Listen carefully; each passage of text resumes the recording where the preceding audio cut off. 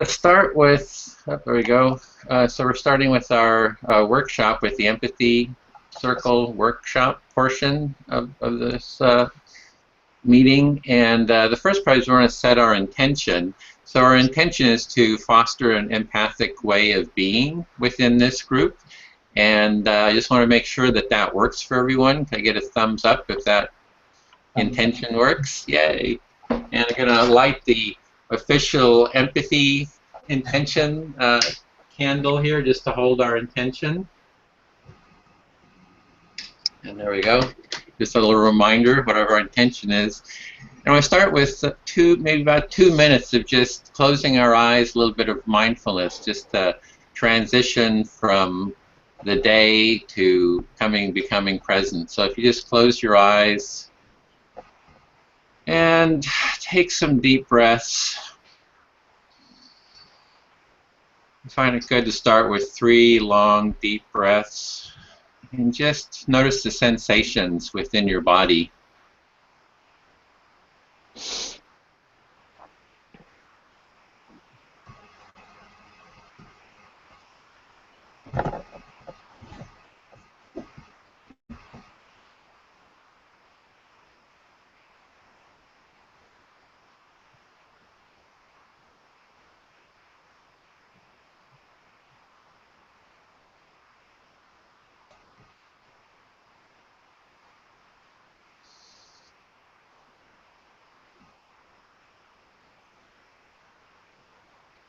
It can help to just feel into the breathing. When you're breathing, notice the sensations of inhale and exhale.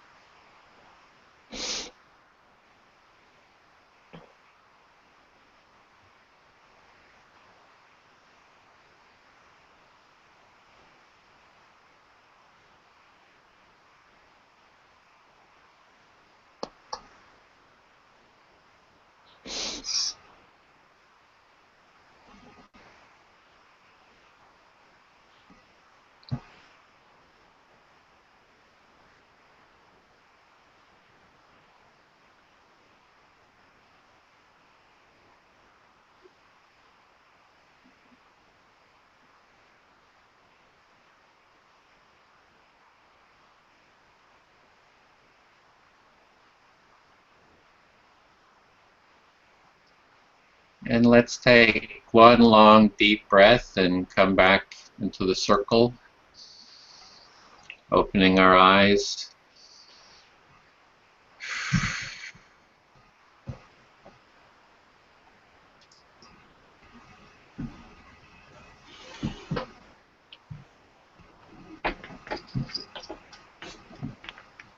So next we want to get into our empathic listening process. We have about, maybe about 35 minutes for that. And you're both already familiar with the empathic listening, where one person will share and then the other person will reflect back until the speaker feels fully heard, or 6 minutes is up. I've got some little timers here to time that, so I'll keep time on that. And then once you've been heard, it's the listener's turn to speak, and they can select who they like to speak to, and until they feel heard, or 6 minutes is up. So we can talk about anything we like. You can say whatever is alive for you, or also talk about why is empathy important to you. And if someone would like to start, let's just jump right into it, since I think you both know, we all 3 know I'll how to do start this. so that I can wake up. Okay. Who are you speaking to? It'll help me to wake up. So I'll speak to you. Okay, so I'm hearing you're wanting to speak because you think it's going to help you wake up. Yeah. because I need to be able to really focus when I'm doing it. So if I can talk first, that'll hopefully wake up my brain a bit. Okay. um, and let's see. Um, it's nice to wake up to some clouds. I'm going to say I'm relieved, although you wake up to them every day probably where you are. It's cool and overcast, which hasn't happened here in Martinez for months. And so it feels nice. And I got like 12 hours of sleep the night before last, so I got the lack of sleep today is making up for yesterday is making up for. Let's see, what do I want to say? Well, what I'm hearing so far is you're waking up to a cool, cloudy day in Martinez, and sounds like you're enjoying that because it's not so hot. And you had 12 hours of sleep the other night, but not so much last night. Yeah. So I don't feel exhausted because I did get so much sleep the night before. And yeah, let's see. Why is empathy so important? I have come to believe that in all my years of seeking healing and effectiveness in human connection and human relationships, that the one thing that I have struggled with is listening skills, and to listen in a way that really feels good for the other person. And so I have committed to working hard with this practice in order to try to finally get there. So you're addressing why empathy is important to you, and it's because of wanting to improve your listening skills, and that's what you're really wanting to focus on and get there to be a better listener. Yeah, that actually listening has been the one area that I haven't. I feel like a lot of the conflicts and the problems and the challenges that I've had in my relationships have to do with the fact that my conditioning taught me to listen in a way that doesn't feel good. And even though I know it doesn't feel good because I've dealt, like my father, my father, the way he would listen, quote unquote, was so kind of violent in nonviolent communications, terminology, and felt awful, and just knowing that, and yet I still struggled because it was such a deep pattern of way of being for me that it's taken me some drastic measures to try to undo it. And I've been through a master's program in psychology, and I've spent years studying all different kinds of things, but I feel like this is really where it's at, is learning this skill, and I still struggle in my personal relationships to follow through and do it, but so what I'm understanding there is that you've had difficulty in your listening with people, and that you feel that comes from your relationship with your father. And even though you've had all this formal education, it's still a problem for you for the listening. And you're thinking that doing this empathic listening is a way to deepen or improve that empathy or that listening. Yeah, the listening, the way my father listens is through making a lot of assumptions, jumping to conclusions, putting thoughts and ideas in other people's mouths, and just kind of being the expert on another person's experience. And I notice that even when I'm making a conscious effort not to do that, I still do. So it's really kind of humbling and discouraging at times, but I'm just plugging away at this and Okay, so hoping that I can get. you feel you've taken on the pattern of your father and how he does listening. And when he's listening, he's like jumping to conclusions, kind of the expert on the person's life, and that you just see that that way is how he's doing it. And you feel that you've taken that on. Yeah, not fully and Uh-huh. 100%, but I catch myself doing it sometimes, and it's not. It doesn't feel good. It So doesn't you feel haven't good taken to it on see it. 100%, but you're taking it on partially, and when you see yourself doing it, you sense that it doesn't feel good.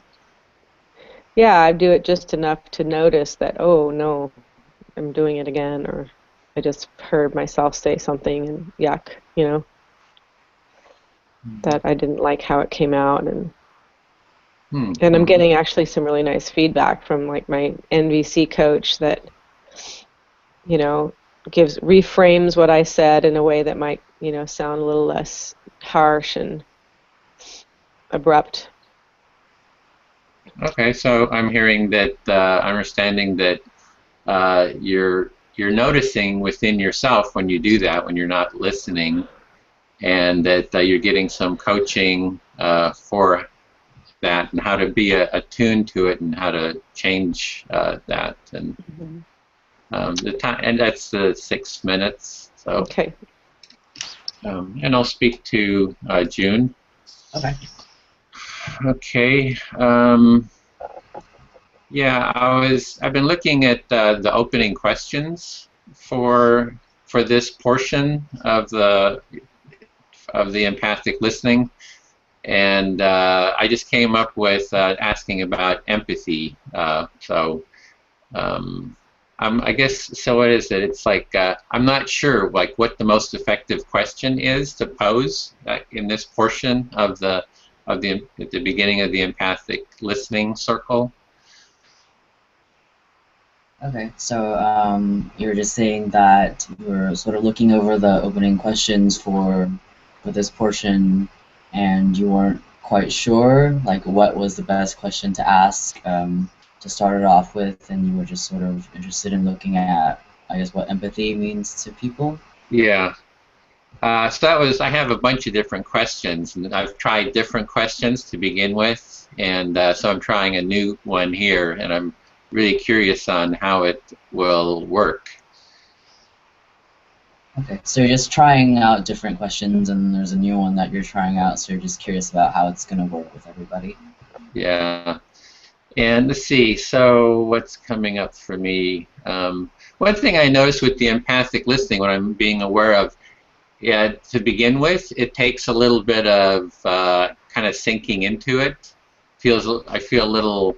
Uh, there was a lot of organization to do and a lot of preparation, and I still feel a little jangled from getting everything up and running here.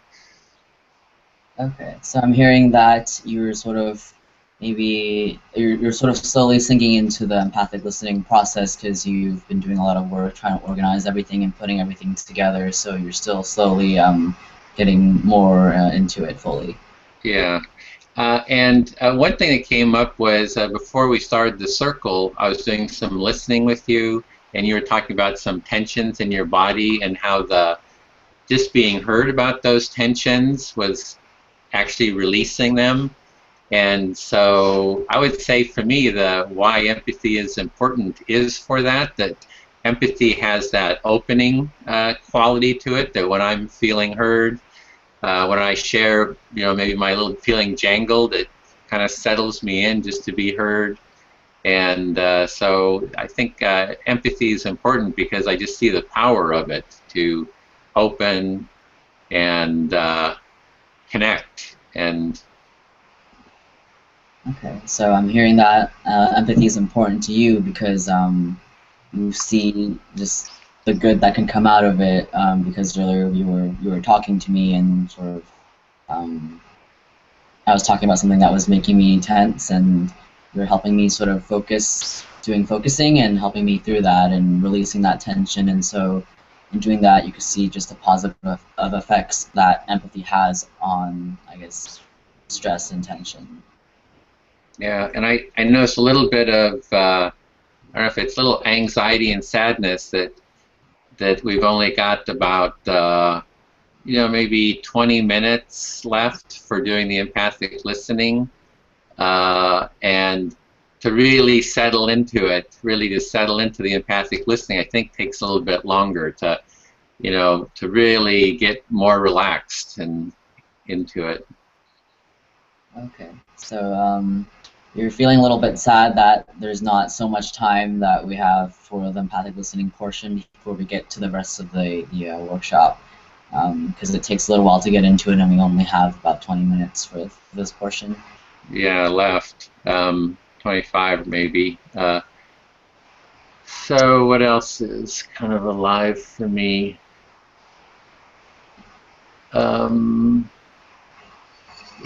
I've been thinking about this new process, not a new process, a process I've been looking really into the last week called focusing, which is looking really into the felt experience more. Instead of just speaking about whatever comes into my mind, is to really sink into the felt experience that I'm having. And so I'm going to be doing some interviews with people who are focusing, experts, and really looking to connect with that community more. And getting pretty excited about that, actually connecting with that community. Okay, so looks like you've been looking into focusing, which is paying attention to the felt experience versus only what's in your head when you're talking about something. Also, I guess the physical sensations of what you're feeling, and you're going to be interviewing some experts in it, and you're excited to, I guess, stick your feet into that aspect of Yeah, and exactly. And I just noticed that like something opened up in me, like it felt, and it was like a sense of warmth towards you, because I'm so glad to see you again, because I really enjoyed our time at the Empathy tent and kind of your involvement in that. So it's actually, I felt feeling a little bit of like warmth and a little bit of joy opening up, just that you're here and I'm talking to you again. Okay, so sounds like you're feeling good that you're seeing me again because we had, we had a good time working together at the Empathy tent, and you're feeling a sense of warmth and joy from I guess speaking to me again. Yeah, and I feel fully heard in that 6 minutes. Thanks. Okay. I guess to Evelina. Hi. Hi. I guess whatever. I guess I'll go with why empathy is important to me. I find myself sometimes wishing that I could engage with other people more empathically, but not quite knowing how to do so. I feel like I am pretty good at doing, I guess, reflective listening and sort of communicating with other people in that sense, but I don't know how to bridge the gap with others who maybe aren't looking for that kind of connection, or maybe they don't know how. And sometimes I feel communication can be a bit stilted, or I'm not fully heard because of it. So you're the reason you're saying that the reason empathy is important to you is because you have a desire to connect with people more deeply, and that you have confidence in your ability to do the reflective listening part, but you're questioning how you can do this with people who aren't necessarily open to that method, and that you think that something was stilted. Is it the communication, or just the way people connect that lacks empathy that you're aware of? And yeah, it's I guess it's sort of both. Sort of sometimes I find myself holding back things about myself because of it, because I might feel like I'm being judged, or I like don't quite know how to navigate socially with some people, because I sort of feel like I have to be on guard.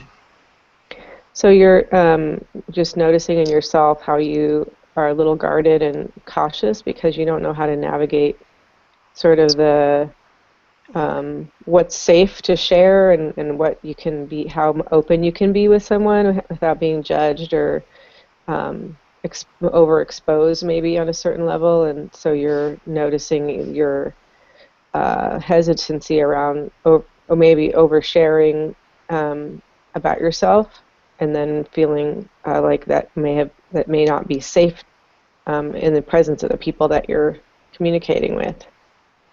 So Right. you're struggling in kind of with the social area of communication, and is that correct? Yeah, Is yeah, that no, right? that's correct.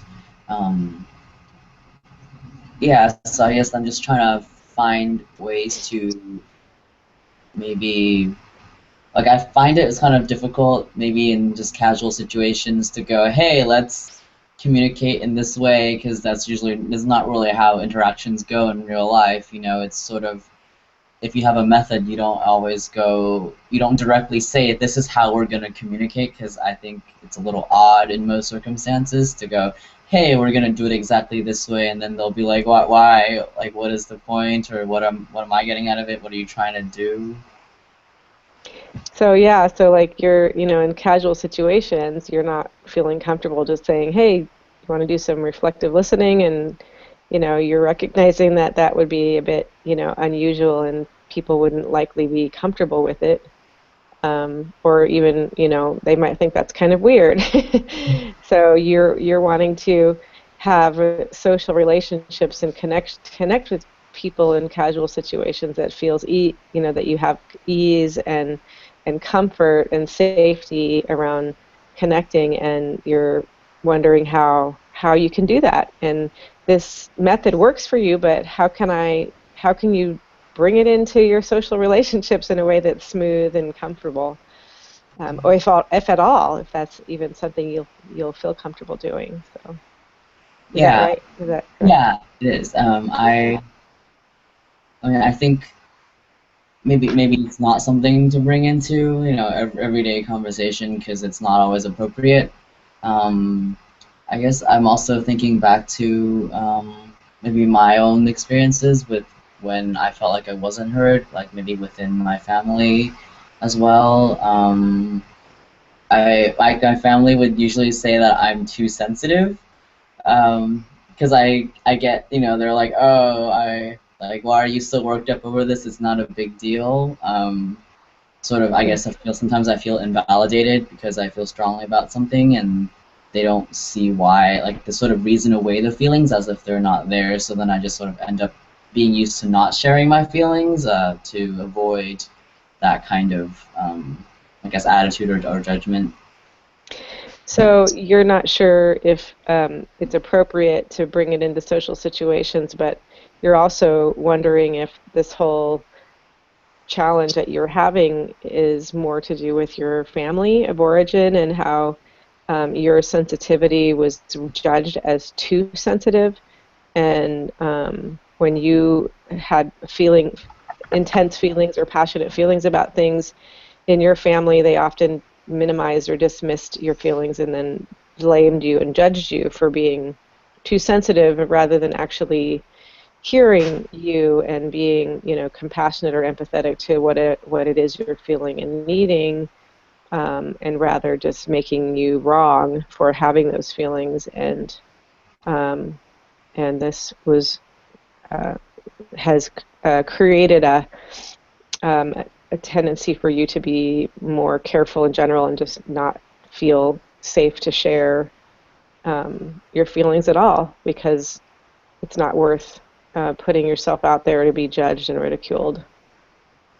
Exactly. And I mean, there are certain like circles where I do feel that sort of the comfort from being able to be completely open about everything about myself, and I find myself just being so happy, in that kind of space. And I wish were able to bring that sort of sense of being to other spaces, so I don't have to feel guarded all the time everywhere. Instead of just So having, yeah, closed spaces you where, have you do have some communities and some social circles where you do have the safety of being fully present and fully exposed, and it feels really good because you feel you know them and you feel safe with them, and you can say whatever you want and whatever on your mind, and it's not going to be judged harshly, and so that you have those opportunities already. Yes. I guess. Yeah, I do. I do. I guess I'm just sort of thinking about what else to say about it. But yeah, I just feel, I guess, more opened up right now, just being heard by you and also earlier by Edwin. I guess sometimes I forget what that feeling is like if I don't have those kinds of positive interactions or feedback from other people, because I tend to be a hermit, and during the week I'm always at work, and when I'm at work I'm just sort of like this, I don't know, I'm on guard because it's your professional face, and yeah, I don't know, is it time, Edwin, or? Yeah. Oh, okay, but I feel fully heard from what Evelina was saying. So what you're saying that it feels really good today to share and be reflected and be received with warmth and acceptance here today with me and Edwin, and that you forget almost how it feels because you get caught up in life and work and your hermit lifestyle that doesn't always let you break out of that, and so I'm glad that you're feeling good. Just as a little side note, and that you felt heard from me. That's nice to know. That meets my need to be empathic and to listen well. So thank you. Thank It you. sounds like you're speaking back to June then. Do you want to reflect Mhm. what you heard from her? I'm hearing that you sort of also feel good from the interaction, from being in that space, and sort of, I guess, working on the skills that you want to work on in terms of being a good listener and being more empathic. So you're feeling a sense of gratitude as well. Oh, is it my turn to talk Yeah, again? it's your turn. Yeah, Oh, keep okay. going till you feel heard. Okay. So yeah, I'm really pleased that I'm touched by your sharing, and I'm just as a person who's the farthest from being an introvert or a hermit of any sort myself. Um, I have been living a hermit life, living by myself in a house with my dog and not working, so I don't have the stimulation of community at work or even any kind of stimulation. I've spent so much time alone these days since I transferred from Colorado, and so um, I I've been struggling with feeling lonely and kind of isolated, and so when I hear you share that you're living, in isolation a lot, and even with work where you're not in a space where you feel really fully safe, um, and you just kind of have to. I just feel empathy for that. I think of what that must be like to live like that, and um, I'm really grateful that you're here on the call, and I hope you join more calls, and that you can know that there's many places that you can go or even call individually us when we don't have a scheduled call, that if you feel a need for an empathetic ear and just to connect authentically, that you always have that available to you, um, with this community. And there's a lot of us that do this with Edwin at various different times, and I'm sure that any one of us would be more than happy and delighted to do some reflective listening or just empathic listening with you that could give us both something of value, not just you, but it would be a mutual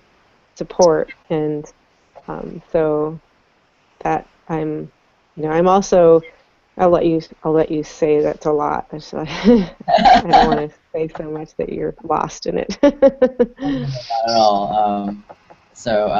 What I got from what you just said, what I'm hearing is that you could sort of relate to what I'm feeling, or you have empathy for what I talked about, because you were transferred from Colorado, and you've sort of also been, a bit of a hermit, and you've been staying at home a lot, so you feel isolated, and you could sort of connect with the kind of maybe isolation or sort of wall that I put up also at work and in my life. So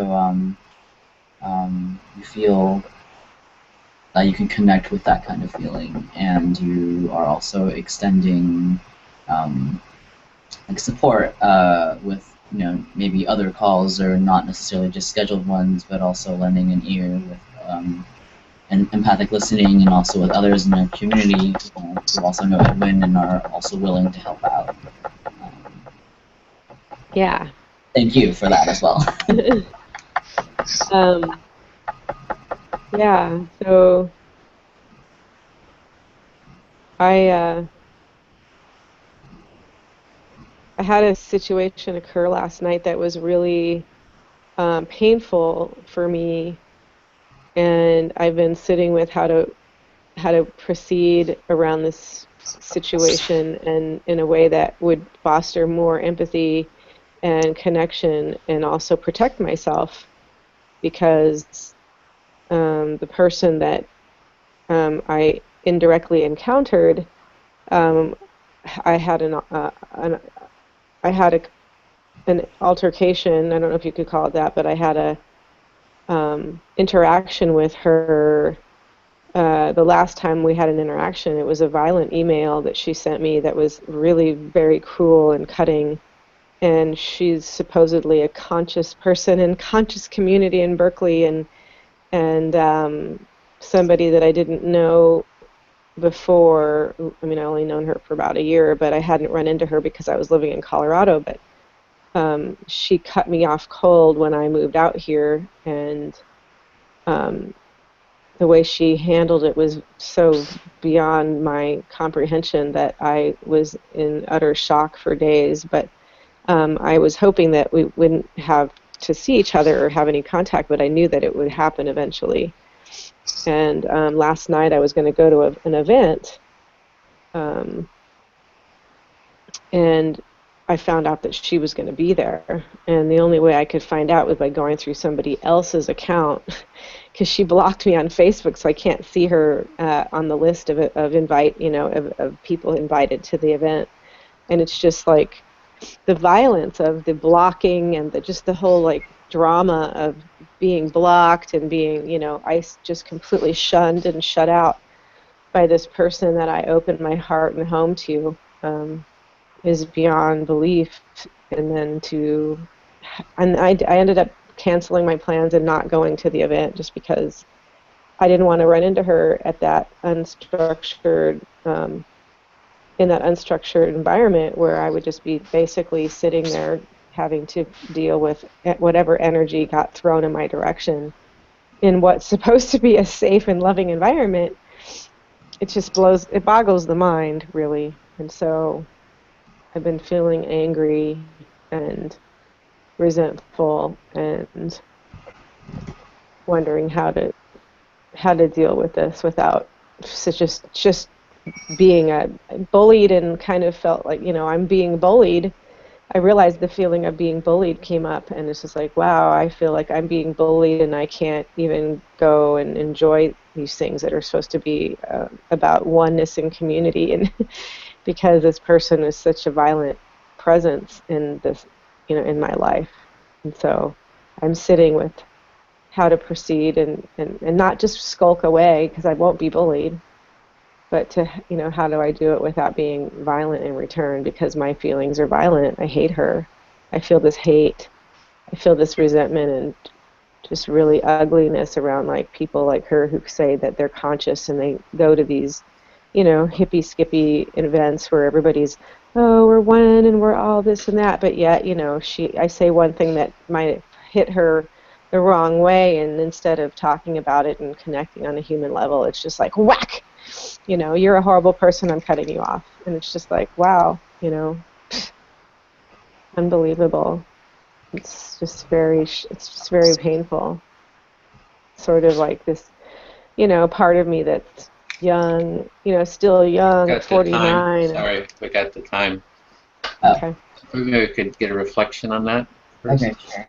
So I'm hearing that you had a stressful situation last night, and that you were planning on going to an event where this person who you, I guess, used to be friends with or was close to before, and she's part of, I guess, the conscious like circles in Berkeley, and she was someone who completely just cut you off and sent you, I guess, violent, hateful messages or emails in the past to you, and she cut you off, and you were feeling very stressed out about going to the event because she was going to be there, and she even blocked you on Facebook and all these things, and you felt that it's maybe ironic or hypocritical of her, possibly, because she's part of this whole conscious, loving movement, and yet she didn't address any potential problems that she may have had with you in the past.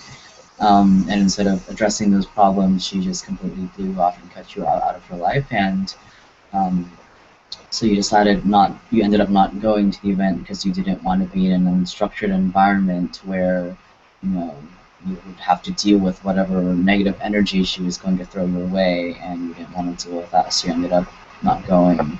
But you feel bullied by her because of the situation, like you're not in control of it, and you're trying to figure out ways of, I guess, dealing with the situation without also being in a violent.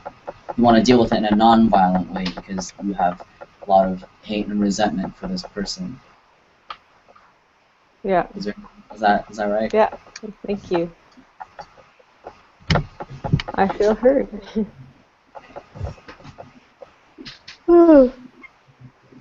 So, it's your turn. My turn, or is it? Yeah, your turn. Oh, my turn. Okay. We've got about 6 minutes. I guess I'll speak to Edwin since I haven't spoken to him in this whole circle thing. Yeah, I guess the story that Evelina was telling about, I guess, altercation sort of reminds me of a situation within my circle of friends recently. I don't know if the situation would have been helped by empathy. I'm sure it would be helped in some way, but I guess sort of find it really sad because I had two close friends who are no longer friends with each other. They're currently roommates, but I guess they're just two very different people, and I guess they realized this after living together and all the roommate stress and everything, as well as working together, so they're in close quarters all the time, and so they see each other at their best and their worst. So they had a falling out, and I just thought it was such a shame because they've known each other for so long, and I don't think either of them are necessarily bad people. It's just, I'm not living with them, so I don't really know, necessarily the full story either. But I feel like it's so weird how people can be really well-intentioned on both sides, and yet things can still fall through without malicious feelings. So I'm feeling a little sad about that recently. Okay, so what I'm understanding there is that you have two friends who are in conflict with each other, and you're even unsure, you're wondering like if empathy could have helped that situation, and that they're not like bad people themselves, and they've been living and working together, and that they're not malicious, but and there was something about that you could see the qualities of each of them, that they're not malicious, but that they're not getting along. I'm not sure if I quite got that, understood that. Oh, yeah, I was saying that, like, neither of them were badly intentioned, like, they had good intention. Okay, So it's really about the underlying intention, that you feel that they both don't have bad intentions, but still they're not getting along. Right. Yeah, so I'm sort of feeling like maybe sometimes people have values that are so different that even if I don't know whether it's like a lack of understanding that's gonna bridge the gap, or I don't know what can, or maybe it shouldn't be bridged. So I'm sort of thinking about like what is a true understanding. I don't know. It's getting sort of like up in my head a little bit, like what. I don't know. I'm just a Yeah, little you're confused. just kind of like you're confused about is you're seeing that they're both good intentioned, they're not bad intentioned, and you're wondering about the conflict. Like, is it just a matter of different values, and just trying to understand the conflict and how that happens, and kind of thinking about it. You feel that maybe you're getting into your head, trying to look at this. Yeah. Just, and I guess it makes me think of conflicts in general and maybe how empathy can help that, because it's usually, two people or two groups of, multiple groups of people who feel really strongly about something one way or another, and those things are usually at odds, and they end up, not being able to compromise and not being able to talk things through, or after a certain point, maybe one or the other side just feels so jilted by the other party that they don't want to bridge that gap anymore, that they just sort of give up and just sort of shut down and not want to engage in any empathetic way of being. Okay, so you're kind of looking at the nature of conflict in general, like any group that's a person or a group that's in conflict, and how that they don't come together to dialogue about it, but maybe someone feels so hurt or jilted or whatever that they just withdraw. And so you're kind of just looking at the nature of conflict in general, and maybe the relationship of empathy within conflict. Yeah. So, yeah, I feel fully heard about that. I don't have anything else but to say. Right. Then we'll bring this part to an end, the circle. The empathic listening. One thing we could like to do is to have a little bit of a transition here to connect into our felt sense. And what we're going to want to do is to get a little bit into our bodies, because we've been talking a lot. Is notice into your body, like what is a feeling in your body, and translate that into a motion with your body. Like what does it look like as a motion? And then we're going to share that, and we're going to do a mirroring of that motion. So I can begin, like this is mine. Let me just check this here. Mine is sort of a flowing, so if we just, and then get that, then everybody just do it, and until you feel that the group has got it, that you're really kind of feeling it and doing it. Yeah, right. Okay. And then if you'd like to try, June, just what is the felt sense that you've got, and what's Like right it? now. Yeah. Okay. And we'll mirror it. Sort of like this, I guess. Like waves, a bit of arms. Yeah.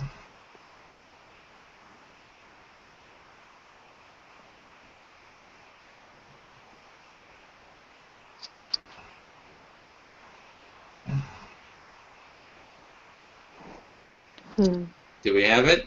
Yeah. Yeah, can we make comments about it? I was just curious. Sure, if you want to. Actually, we're trying to be more just into the motion of it, Okay. maybe not talk Okay. about it so much. Sure. Belina? So I felt like I needed to hold my dog, so I felt this like need to cradle a baby, just be affectionate, and so that's why I had to pause my camera, because I didn't have him last night because he was at my mom and dad, so I was just feeling warm and loving, and I needed to be nurtured and have nurture and to nurture. So Okay. Do we have it? Are we doing it? Uh-huh. Okay. Nice. He gets to Our benefit. imaginary dog. Okay, and to bring our circle to a close, we had set our intention, which was to create an empathic way of being, and we had lit our candle. So to close, we want to take a deep breath and blow our intention for creating empathy out into the world, even yawning, I guess, is get the breath. So a deep breath and blow. Okay. And that's the end of the empathy circle. And we want to go into next is open up our design workbook. We're going to go into the design part. And I'm going to put the link in here. I think this is the right one.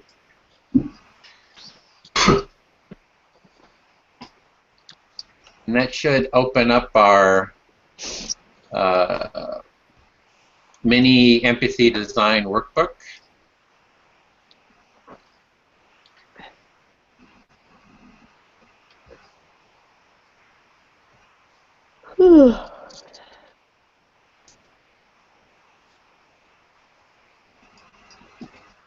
And let me know if it's opening for you. Yeah, it has a date and different names on it. Oh, it's the wrong one. Sorry about that. Oh.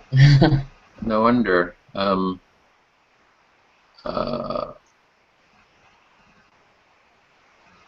get you the right link here. Mine has like, well, it has like a schedule on it. I don't know if that's the right one. Like it has different bullet points for like all the different things that we're doing. Yeah, it was actually the 725, that one there. So that's the wrong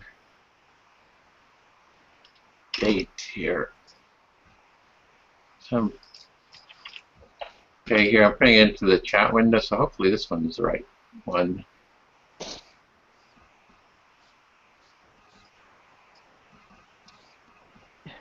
Hopefully that opens for you all. It's a Google Doc, right?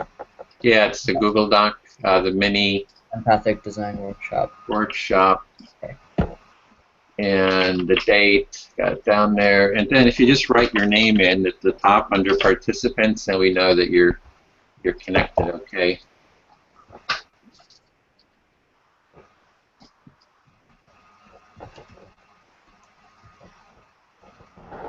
So under participants, if you just write your name in.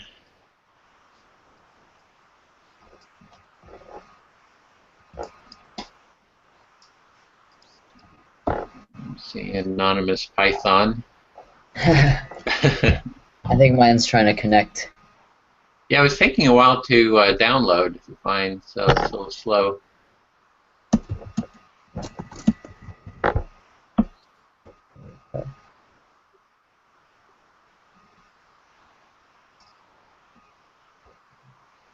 Oh, great, you're both there. Yeah. So this is our workbook that we're going to go through for the next 2 hours, and it's the introduction to empathic design. And both of you are already familiar with the process of empathy, define, ideate, prototype, and test. And there's a little bit of an explanation of each section. That's page 1. Page 2 is the model of empathy, of the empathic design or human-centered design of empathy, which is an opening process where we interview each other, we define a problem, narrowing down, ideating, which is brainstorming, opening, and then prototyping, kind of narrowing down and testing. And that design is an iterative process that we go through this process over and over again, kind of honing in on getting a more refined product, service, or product or experience. And this process is going to seem pretty fast and rushed, but that's okay. That's to get through it in 2 hours. It's you have to rush a little bit.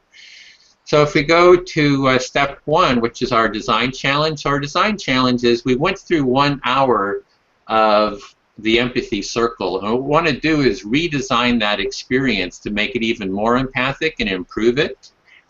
And what we're going to do is interview each other, which is the empathizing, about our experience. We'll have about 6 minutes to interview each other.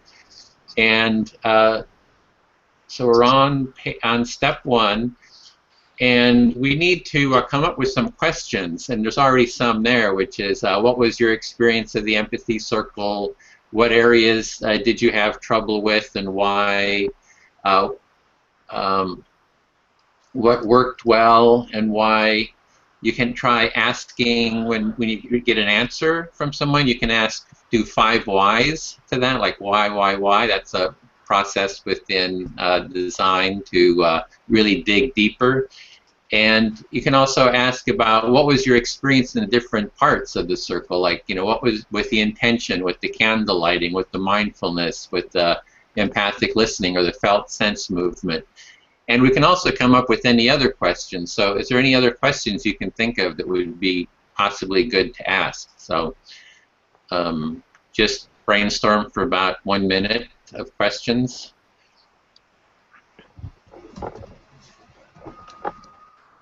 Maybe what would you like to get out of your participation in this process? Out of your participation.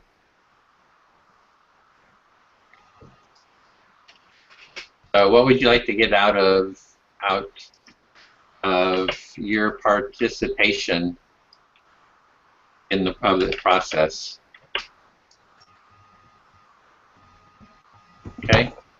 Any other ones?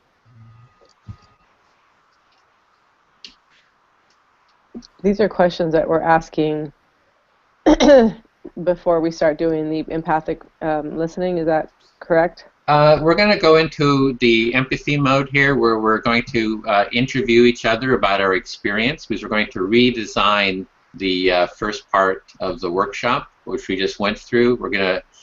So we're going to interview each other about our experience. And so to do that interview, we need to ask some questions about the experience. So we're just kind of brainstorming some questions right now. Okay. So I don't know, June, do you have any questions? Or? I guess I'm still thinking about it. Okay.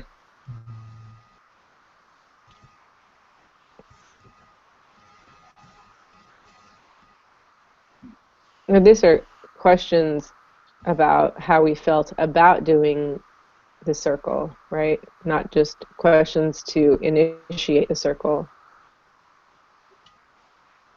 Yeah, as we interview each other, what questions can we ask each other to kind of find out more about what the person's experience was taking the circle? Maybe that's kind of too complicated, so.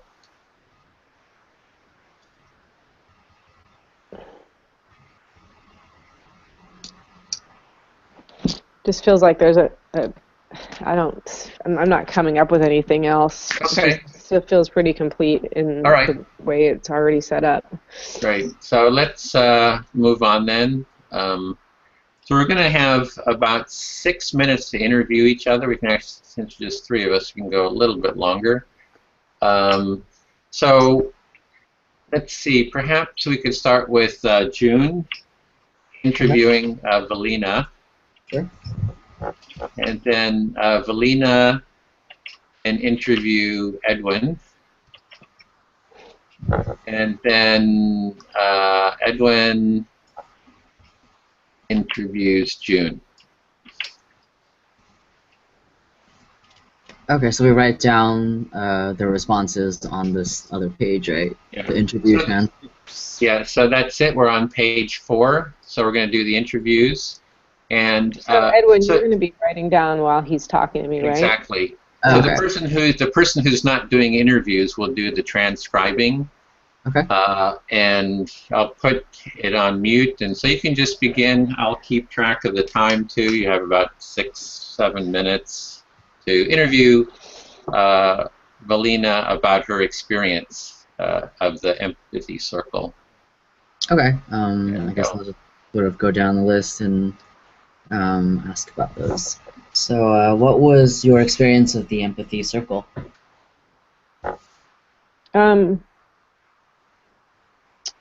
My experience is that I really like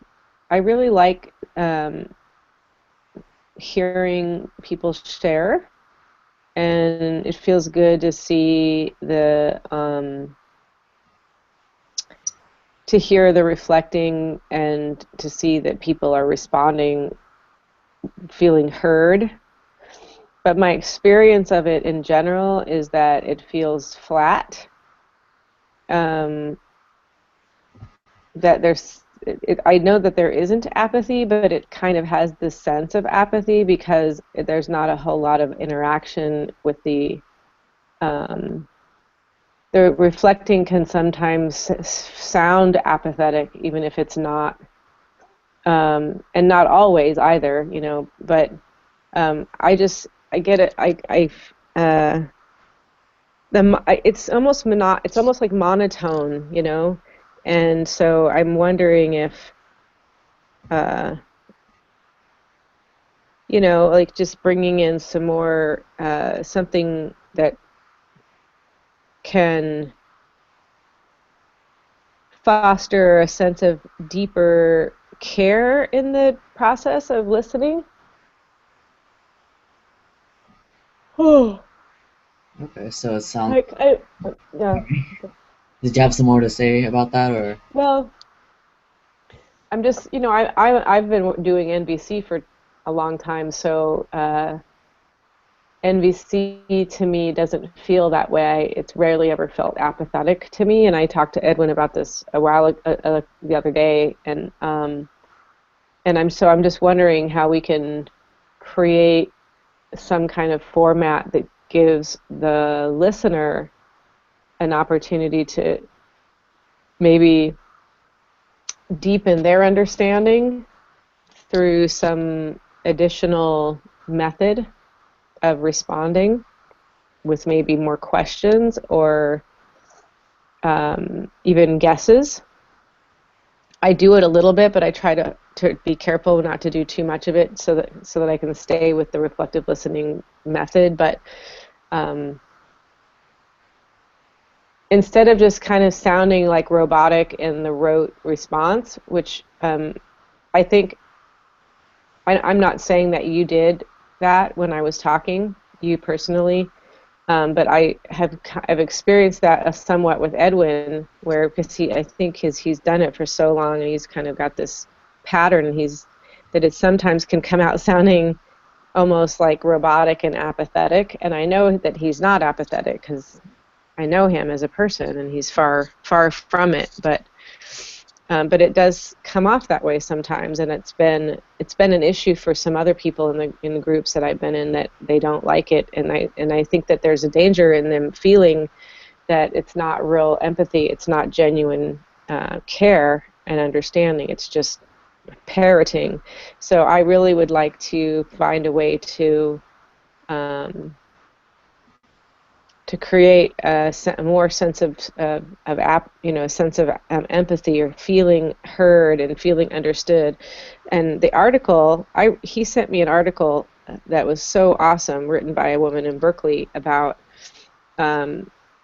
fostering an understanding, or I can't remember what the exact words were, but something around rather than saying reflecting listening, but to say deepening my understanding, or something like that. That is, it's really about making sure that I'm understanding you and what you're really wanting to say.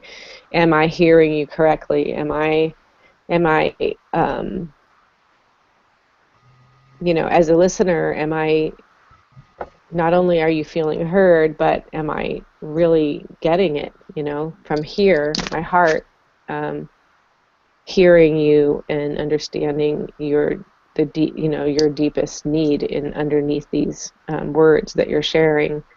So I just wonder if there's another way that we can design this process to cultivate a deeper sense of being understood, not just heard, but understood. So from what you said, you mentioned that when you're doing nonviolent communication, you do feel that sense of understanding. Yeah, it's a more complex process. So there is definitely when it's done by teachers and people who know what they're doing, it really feels amazing. Can you think sorry to interrupt you. No, that's okay. I was wondering if there were any specific, I guess, things that they do that make you feel understood. Like you mentioned questions, or guesses, stuff like that. Like, were there any things that maybe we could think about, that could put in, that could make the process more something, you know, like you feel more understood by the process? So in NVC, what usually happens is that they'll say something like, you'll talk, and then the person will not reflect generally, but just say, well, I'm wondering if you're feeling, because you're, feeling, and then they find a feeling. Like, I'm wondering if you're feeling lonely because you're needing safe connections with people. And, and so that really can just, like, a person can really drop into feeling heard and understood. So what I like about the work that we're doing here is that we say it first. So, like, well, what I hear you saying is, and then we say it, and then the person will agree, yes or no, like, that's what I said, and then say, I'm wondering if you would like me to take a guess, rather than just do it, because NBC is just an assumption, you're just going to do it. Ask the listener or the speaker, would you be open, or would you like for me to take a guess at what you might be feeling and needing? And so that gives them an opportunity to say yes or no. If a person's feeling not really needing or wanting that, then they don't have to have it, but at least if they're needing or wanting it, that they could have the opportunity to have you take that guess. And I like that idea because at least my experience with NVC is that people spend a lot of time, oh, are you feeling this, or are you feeling that, or maybe you're needing this or that, and they get so caught up in trying to solve the puzzle that they're not really being present for the person speaking. So I think that this what we're doing here could actually really take Marshall Rosenberg, who's the founder of NBC, take his work and really, I'm sure that the way he does it isn't like that, and so kind of find a way to cultivate a format that really has that empathetic feel and deepens the listener's capacity for understanding through some a little bit more complex techniques, but these techniques could really deepen their understanding of the person and foster a deeper understanding of themselves as the speaker, who may not have even known what need they were having in that moment or what feeling they were having in that moment, and that having an empathetic ear to reflect back what might be going on could really support that person in healing, because I do believe that that's what we're here to do, is to heal ourselves and heal others through this kind of communication. So. Okay, so that was the time. Thanks for that. So the next would be Alina interviewing me, and that would be on page 5, June, where you can keep taking notes. Ironically, one of the things that I wanted to, and I thought we had more than 6 minutes since we are only 3 of us. We went a little bit over, but if there's more, okay. I mean, we could take a few minutes more if you really... Yeah, one of the things that didn't feel good when I was doing the interview is that when I was sharing, it was about something very tender for me, and when the time was up, I was cut off, and I would love to have a way of kind of giving a 1 minute, maybe a 1 or 2 minute kind of check. Like, okay, you have 2 minutes, and then at the 1 minute, say you have 1 minute, so the timekeeper can give that person time to kind of wind down their story, and it won't be such an abrupt cutting off, And ironically, I was talking about being shunned and cut out, of somebody's life, and then I got cut off in talking about it. So it kind of landed in my chest. I could feel sort of a jarring. So I think that having a timekeeper to give a heads up about when it's going to end would be helpful, because it's easy to get, when you're sharing in a deep way, to lose time. So, and I want to stay in the time frame, but I want a gentle sort of reminder about what the time limits are. Do you want me to keep time now that I'm doing the transcribing, or? Yeah, that would be good. Let me get my phone really quick. So you said the limit was 6 minutes? Yeah, we could go a little bit more. Let's say 7 or 8, since there's just 3 of us. Okay. Maybe go 8. I guess we went almost 10 for this one here. One thing we need is some kind of on the screen, I think, like some timer on the screen so you can see, kind of track. Anyway, it's just an idea. I'm gonna set mine for 6 minutes, and I'll give you the 2-minute time when that. Okay, great. So I'm gonna mute my mic when that happens. I mean, I'll mute it now, and then when it's 6 minutes, I'll come back and tell you guys about that. All right. So you guys can start.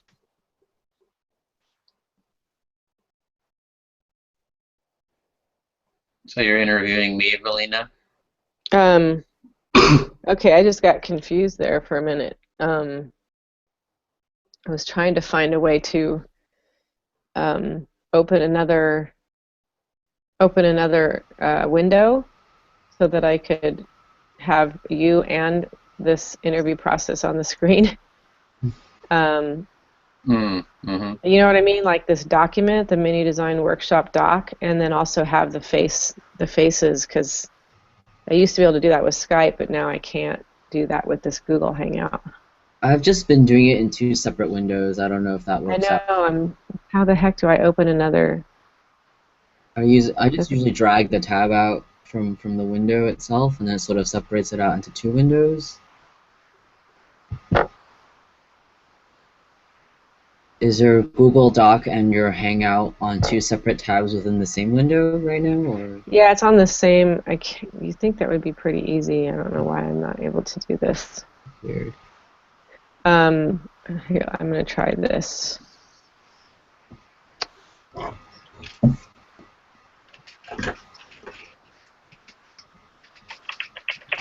Give me one moment. I want to just.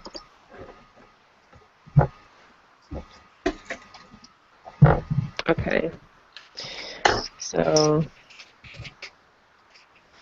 Oh, that's not working either. Oh yeah, it does. Okay. There's some way that you can actually I'm not the most Google tech savvy. Doc. Yeah, there's some way to actually have the Google Doc in the YouTube video. I mean, in the video itself. So I can look into that. That would be really cool. Okay, so where's the questions here? You can use any questions that you want too. So. Okay, so.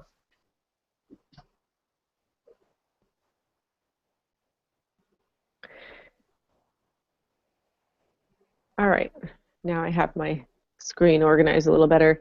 So what was your experience of the Empathy Circle this morning, Edwin? I'm noticing 2 parts to it. One is I feel a little bit divided as the facilitator to, keep it on track.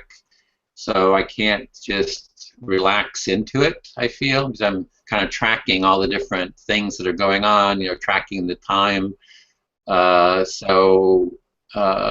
That affects my ability to, I think, reflect and to be fully present. So that's just coming from the facilitator point of view. I really I did notice some connections happening and understanding, real sharing, like both you and June were sharing real issues that were going on in your life. And it seemed like the listening and the sharing was being very supportive. So I really felt good about that sense of support and almost like a joy that, oh, good, this is really supporting someone in a positive way. I'm also noticing that it's very structured. There's a lot of pieces to this, so I'm a little concerned about all the different pieces, that it can become too overwhelming on one hand. My sense is that, like, if we did this a bunch of times together, we'd get pretty good at it. It's just for people who are really starting new and haven't done it before, that there's going to be a little bit of a learning curve. And so I'm just thinking about that, how to make that learning curve, make it a smoother experience. What else is coming up? So what areas, well, I guess you did already say what areas you had trouble with and why.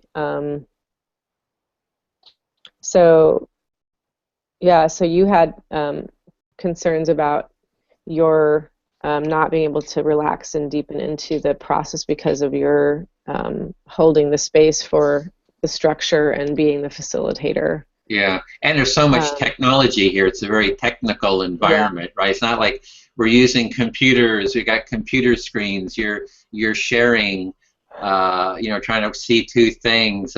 We have to follow. We have to move from page to page. So there's a lot of stuff. It's very different from being in a physical, a shared physical environment where we see each other, and Mhm. so.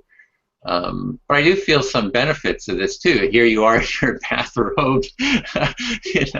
It's like it's pretty casual in that sense. So I like that kind of part of it. That it's very accessible in terms of time and space. But maybe I'm wondering if you're feeling like maybe you need some support around Mm-hmm. the structure, the facilitation. That's it. I could really use a pre-circle with someone to, if as a facilitator, to go over the overall structure, to be heard and empathized with around that. That sort Mm. of a pre-circle would probably help ground the facilitator. So maybe two people who are familiar with facilitating this process could get together, and whoever's facilitating could just be heard about what's going, Mm. what they're, and I've seen that in other processes for like conflict mediation, Mhm. where as the mediator, before you go into the mediation, you get a little bit of empathy to Uh, ground you as well. I'm wondering if there's a lot that could be done technologically that can, like you said, the timer, and even maybe there's a voice activated transcriber program that possibly could be, transcribing. I don't know. That might be a little bit complex, but at least having a timer on the screen where people can see, that it'll have a thing on the screen when it gets to 1 minute, it'll pop up and say 1 minute left or something like that. Oh, that was another But thing that came up is we had, I was hearing you had some feeling that there's like a flatness quality to it, and kind of looking at that aspect. That the whole workshop is the redesign of the workshop itself, mhm, which opens up a whole nother window. And mhm, so I think that I really like that part of it. That the it's not all just that empathic listening. It's this secondary looking at what we just did, so you can be heard right. about that. So you were heard about the flatness. You were heard about Mhm. the different issues that you have. So I Yeah, really like that part about it yeah, and I as a love that. hold. Uh-huh. Yeah, yeah, I love that it is, and that there is that room um, to to make it better. So. So, anything else that you feel would make this better for you to minimize your stress as the facilitator and also continue to get, to meet your need for um, a more empathic world? Yeah, I think It's it's really iterate, a iterate, iterate. grander scale for you here. Like you're not just looking at this at the mini workshop level. I mean, this is really a grand scale intention that you have. So. Yeah, I think it's the iterating. It's iterate, iterate, Mhm. iterate. Just to keep Mhm. doing this over and over again to get better and better at it. So, Mm. um, yeah, there's the part about the iterating. Like I'm really committed to iteration. That Mhm. it's like you can't just do it once and that's it. It's like a practice. And I have the sense of how do other people feel about the iteration part of it, right? It's like Mm. it's like, oh, I'll do it once and just kind of do this, but it really takes that ongoing practice and that iteration. So I have a real question about people's involvement in like a deeper, iterative, ongoing. So, do you have an actual concern about whether or not people are going to want to stay committed or Yeah, invested? Yeah, it's There, like that's what how might you're. we keep people So invested? how Oh, can we 2 minutes? design something? Okay. Thank you, June. um, how can uh, how can we design something that will inspire Mm-hmm. the participants to recognize the value of the iterations Yeah, um, and get excited about it, rather exactly. than feeling like it's, ugh, we're gonna have to Yeah. do it again. Yeah, it's just that inspiration, not inspiration, but yeah, feeling inspired, engaged, like, yeah, I want to do this again. I really see it, the importance of it. And so there's that aspect of it that I'm looking at. So that's almost like a whole design challenge of its Yeah, own to really hear everybody about, well, why or why not would you do this right. again? So, So yeah, so your concern as the facilitator of a design process that's probably unusual for most people involved, who's, you know, people get drawn to this not because they're designers, but because they have a desire for more empathy in the world. So you're merging two worlds here yeah. with the uh, design concepts and And then the empathy world, and the yeah. empathy world that wants more empathy. So it is a stretch for sure. I know for myself, I still feel it's a stretch. Still feel Hmm. the resistance to getting learning the whole design language and world of design. Like, to me, it's not my interest, so I Mm. don't feel passionate about or desire to study more up on design, but I'm doing it because it's a tool, and I'm doing as little as I can get away with. I'm sure I'm not alone in that. But there may be others who get excited about the design, but then they're not so comfortable with all the emotion, like Robin. So how do you balance that, right? Like getting people involved who, um, want to work with both of them. Yeah. Or The Okay. maybe Time? Selena. maybe are you wondering I think that was how the we can? time. Was that the time, June? Yeah. Yeah, so we Oh, should okay. move on just to keep the on schedule. Otherwise, we're going to really go over. Okay, so we're on page 7, really enough for the notes for June. Okay, so it's my turn to transcribe. Transcribe. And if you mute too, it'll keep from hearing the typing noise. Oh yeah. Okay. And okay, June. So can you just share about your experience of the empathy circle? How did that work for you? Um, I just kept finding myself wishing it were in person. I guess it's for me. It's something that I wish or is optimally done in person, just because just having that shared physical space is so important. It's sort of like, I mean, you could connect with people on Facebook, but it's just really not the same as seeing your friends in person and hanging out with them. And just something about that physical presence is really important for me, in terms of feeling a connection with other people. Um, but not that the actual like reflective listening part, like it's not, that wasn't, I think it was compromised maybe by the technology, like you guys were saying, like the timers and sort of maybe like internet lag or trying to do all these things at once. So even as someone who's not the facilitator, I also felt a little bit of the stress regarding that. So it made it a little less smooth than it could have been. Um, uh, yeah, I think Felina maybe brought up some good points about like combining those aspects of like guesses or questions or of having people feel understood, because I'm thinking of like what is the intention of the person who wants to do an empathy circle in the first place. They probably are feeling like they maybe are looking for help or support in a little bit more than just being heard. Like they want someone to understand them, or at least maybe point them to somewhere else where they could look for resources or more help. And I guess the first part obviously is to reflect back so that they're acknowledged, and then after that it's like what else do we do to help that process along as well. So really like a support, not you're starting with the empathic listening, but how can you really support a person in their with whatever problem they're having? It's like right. that. Yeah.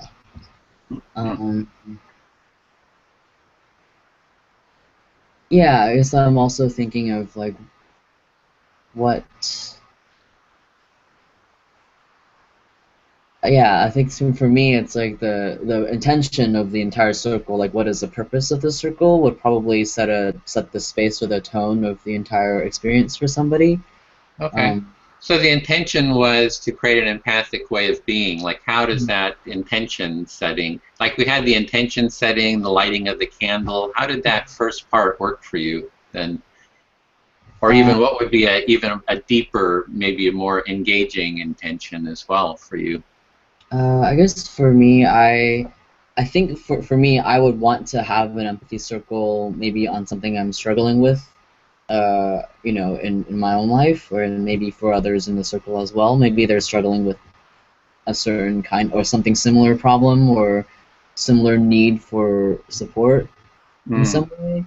So having like a structured topic may or may not be better. I don't know, but it might be more helpful for some people if they're just looking to be heard on this particular thing. Like if people can relate on this one topic. Like one topic, like the family, like, oh, we got family problems, so we got to have a relationship problem, or I have a work problem. So it'd be a circle, like on a specific problem area that everyone has the same problem and can support each other. Yeah. Because I feel like people often bond over similarities, or if you have similar like hardships or problems, people tend to sort of bond over that and support each other. Like it feels less like outsiders looking into your life and more like comrades or friends together helping each other up instead of like someone else from the outside extending, help, which isn't necessarily bad, but it's not the same close-knit feeling maybe. And what would be the problems that you would like a support circle around? Is there any specific problem areas that would support you? Searching for jobs, or? I mean, there's that. I mean, maybe not in my own life necessarily, but I'm just thinking, like, maybe I'm thinking of like LGBT support groups. Like, people go to those groups for support. Like, I've been to those before because I'm queer, but they're not always helpful sometimes in the way they're set up. Because most of the time, it's like people can just talk about whatever they want, but then you get people who tend to talk a lot, or people who don't really get a chance to share, and sometimes you don't connect very much with other people, that you're just kind of existing in this space, but there's nothing that goes beyond that, and it's not as much of a deep level understanding. So okay, well, what about the other parts? We started with setting the intention, then there was the instructions for the empathic listening, and we did the empathic listening, and then we did the mirrored exercise, right? Felt sense. Oh, we did some mindfulness, and then at the beginning, and then like a felt sense and blowing the intention out into the world. How did those other components work for you? I think for me they were sort of neutral. Like it wasn't like overwhelmingly positive, but it wasn't negative for me either. I think just the actual like meat of it was just the reflective listening. Like for me, I probably wouldn't make too much of a difference whether or not we had the candle or like the little exercise afterwards with like the blowing the candle out into the universe. But it wasn't like a bad thing either. So maybe for some other people, it's like a positive thing for them. So, but for me, I don't think it was necessarily like useful, I guess. And why did you do the empathy circle? I'm sorry? Why did you take part in this whole process? Oh, well, just because I've done reflective listening with you before, and I guess I just wanted to help out, even though I don't have, a lot of time to do like a full-on course again. But like, I just wanted to be able to extend a hand out to you and help you out with prototyping what you're working on. So, because I'm grateful for what you're doing, and I think I learned a lot from you. Oh, uh-huh. So why are you grateful? Would you say? Why is that Um, great? well, because I think it's teaching me to have more empathy and like to also be a better listener and also to think about how I can communicate better with other people in my life. And why is communication with other people important to you? Helps me feel understood and connected. Like I don't have to hide parts of myself if I'm able to Mm-hmm. really express what I'm feeling. Okay, well, that was a little bit over 6 minutes. Were you keeping track of time, Valina? I was here, so is there any other thoughts, final thoughts about it that you want to cover, June? I'm sorry, I Um, didn't keep time. I wasn't Okay, paying. I was focusing on writing, so I can't do both. okay. that was the hard part for me too. Like I found myself like when I was keeping time and I didn't want to interrupt you guys talking at the same time when the time was up, so then I would sort of lose what you guys were saying at that time. So Hmm. again, that's another technology thing where Well, it's here's yeah. There's a question about the I have a timing. timer on my phone. I have a timer on my phone that would be helpful, How probably. did the timer work for you? Like there's having 6 minutes max, to share. How did that work for you? Do you feel like you needed more time? Did it feel like an imposition of time, or does it feel like, oh, at least it's making it fair for people to be able to, have a shared, fixed amount of time that someone doesn't like take all the time or something like that? How did that whole time issue work for you? You're talking to June still? June, yeah, still oh, with okay. June. See, I Um, have this I can use. I'll use that next time. okay. I mean, for me, I feel mostly heard. Mhm. I think it's just hard to, like, I always feel like I'm interrupting, I guess, when I have to Mhm. say that time is up. Oh, Uh, okay. it's Uh-huh. also back to the physical space, because if I've been to a workshop before for something else where when they were signaling time is up, it was like a silent movement, like someone raised their arm or did like a soft bell, so it wasn't so intrusive, versus like, hey, you guys, time is up. You gotta uh, move it, right? yeah. It's Yeah. very abrupt and Yeah, it's yeah. very abrupt. You always feel like you're Uh-huh. interrupting someone else talking, so that felt a little jarring. Even as the timekeeper, you feel like, oh dear, I have to interrupt this. Even Yeah, being the timekeeper is kind of painful, maybe. yeah, a little. Uh-huh. But I guess it's just yeah, without another technology shuffle or yeah, Hmm. Might just be a technology fix to this. So, for that part anyway. uh, Yeah. okay, well, great. Thank you for that. So, what we're going to do now is we have about 3 or 4 minutes, let's say 4 minutes, to go through the interview, the the the the uh, the person that you transcribed for. Go through that and clean up your writing to make sure that that's okay. Okay. That just clean it up, and so we're just doing about 4 minutes of that.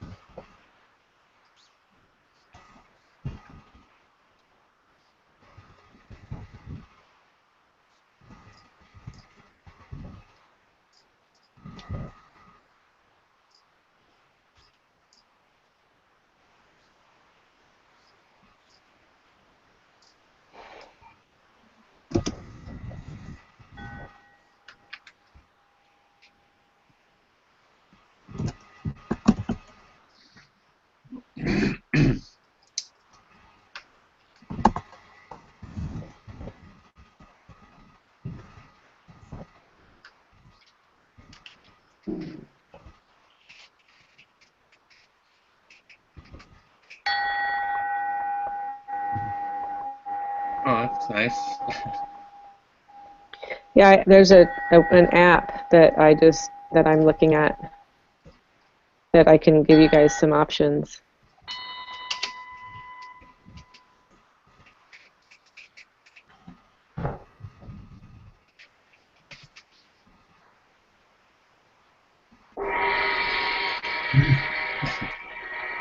That's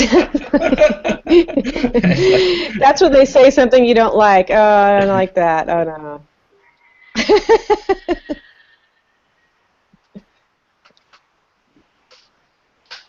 Okay. Does everybody feel caught up?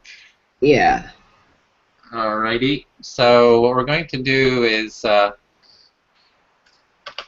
move on here to step number 2, the empathy map.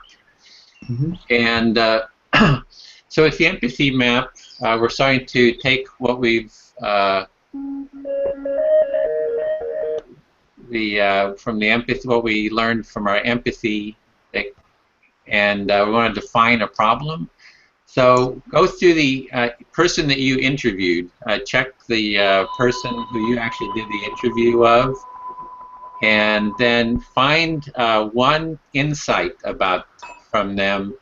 And you can see here's the sample. Is you can put your name, like down here. I put Edwin, the interviewee. Who did I interview? I interviewed June. And then put in the insight that you have, like what's the insight I had from June, and then see what were the feelings, the underlying feelings. What was the insight you had? What was the feelings? What were the needs? So the example was Jane interviewed John, and the insight is John feels he is not doing empathic listening well. He would like more guidance about how to do it, and if he is doing it correctly.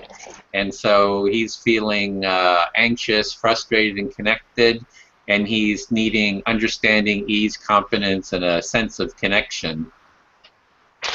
And so we're going to take about 5 minutes to, you can just go up and, copy and paste something or write it in.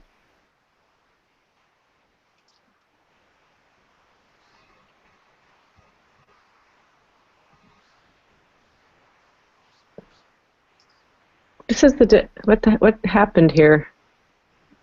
Hmm? This is a different document all of a sudden. Oh, really? Do you have a different document? I am on page 8 of the doc. That should be where it is, I think.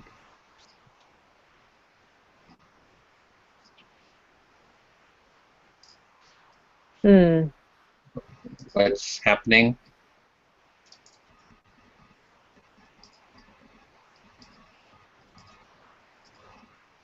I'm confused. Okay. Oh, never mind. Confusion? So I was confused. I was cleaning up the one that I was dictating. But now what I'm going to go in and do is look at the interview that I did and then read that over. look at the notes that somebody else was dictating. Yeah. Actually, So it might even be more effective if it's the one that we took notes on. What do you think at that point? I just had this brain fart at the moment. I was like, wait a minute, I was just looking at something else, and now so we're going to write down, are we going to make notes about the interview we were dictating or the interview we were actually holding? Oh, now that I'm thinking about it, I'm thinking of the one that we transcribed. Maybe that would be the better one because we've just been working that one over. So. Okay, so we should work on the one that we just transcribed, right? Yeah. So, okay. That would work better because I just. Okay, that makes sense to me. Yeah. Okay, that's a learning experience here. That actually might be good because it does give a removed, a neutral stance. Whereas if you did the interview or had the interview, you would be more invested in your own kind of interpretation of it. Okay. But yeah, we can remain more neutral. Mm-hmm. More of a detached, neutral perspective.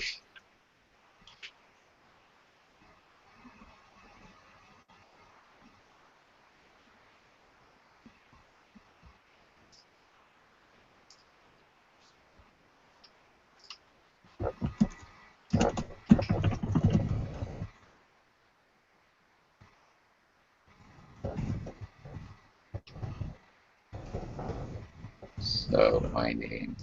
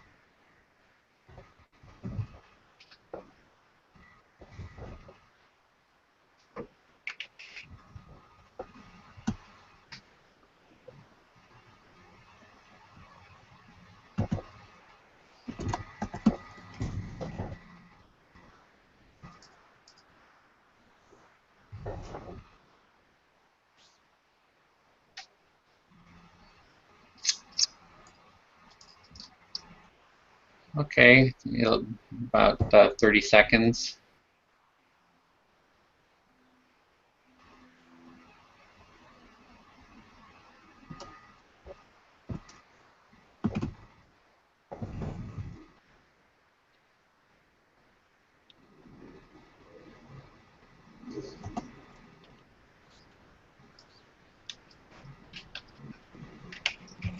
I'm not going to be done in 30 seconds, so Okay, I'm going to need more time. longer.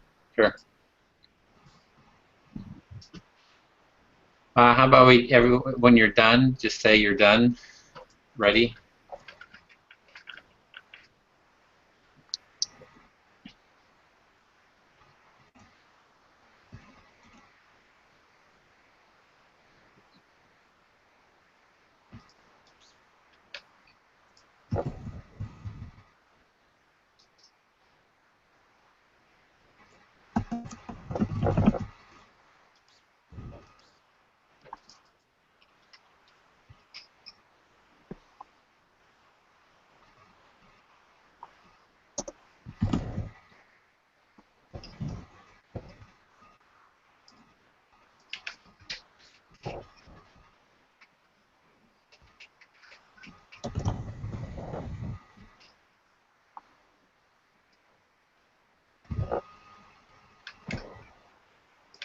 I'm ready. I'm almost ready. Almost there.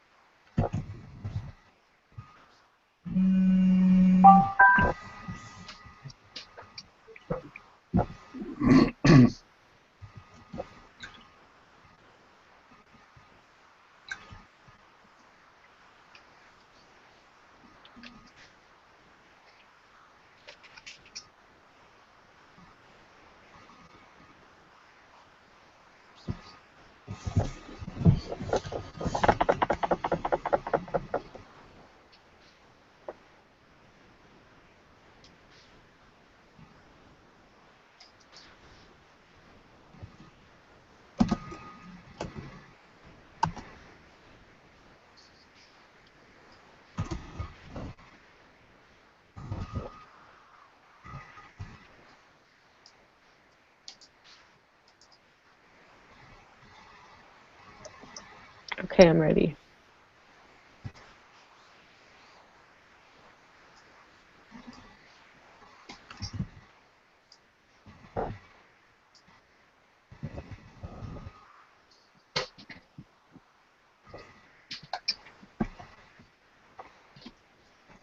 Okay, I'm ready too. Okay, so we'll just go through these and share them, and then whoever the person interviewee was can respond, and we can get feedback, like how these insights landed with them. So I'll start. It was the interview with Valina, and let's see. It was the insight was that empathic listening can sound flat, apathetic, and monotone, and or even I would say just parroting. And the feeling, so is flat, boring, apathetic, frustration, pain, mechanical, robotic. And the needs that I'm hearing there is for care, heart, engagement, creativity, and support. So just wondering how that lands, if that's accurate, or if there's more on that. Well, I mean, that was the negative side. That wasn't the only thing that I felt about this circle. I was touched by the sharing and those things. So if we're just focusing on what wasn't working, yeah, I would say that would work. That would be Okay. accurate. Okay, so you want to just be clear that there was a negative and positive side, and Oh, yeah. yeah, okay. But that you touched on the parts that I have, issues with. Yeah. Okay, that's kind of where I was going with that, was just honing Okay. in on a pain point for you. So. Sure. Mm-hmm. Okay. See, Valina interviewed Edwin, so that was June. Yeah. I said that Edwin felt divided as a facilitator, having to keep track of the structure, and it's affecting his ability to be fully present. The technology was a bit of a frustration from having to move between screens and timers, but it was also advantageous because it was a casual environment and very accessible in terms of time and space, and not having to travel. There's a bit of a learning curve for people who are new to empathic listening or human-centered design, and there's extra barriers with the technological hiccups. And he needed some support around the structure of the facilitation, like a pre-circle, empathy circle, so he could feel more grounded. And what I was hearing from that was a sense of frustration, disconnect, difficulty, confusion, and distraction. Mm-hmm. And the support for that would be understanding, something that's easy to do or ease, communication, something simple, and support. Mm-hmm. Yeah, I think ease and support are big on that, just a sense of ease around it, and I think the support was the big point. Anything else you wanted to add? I think that got it. Okay. Hit it.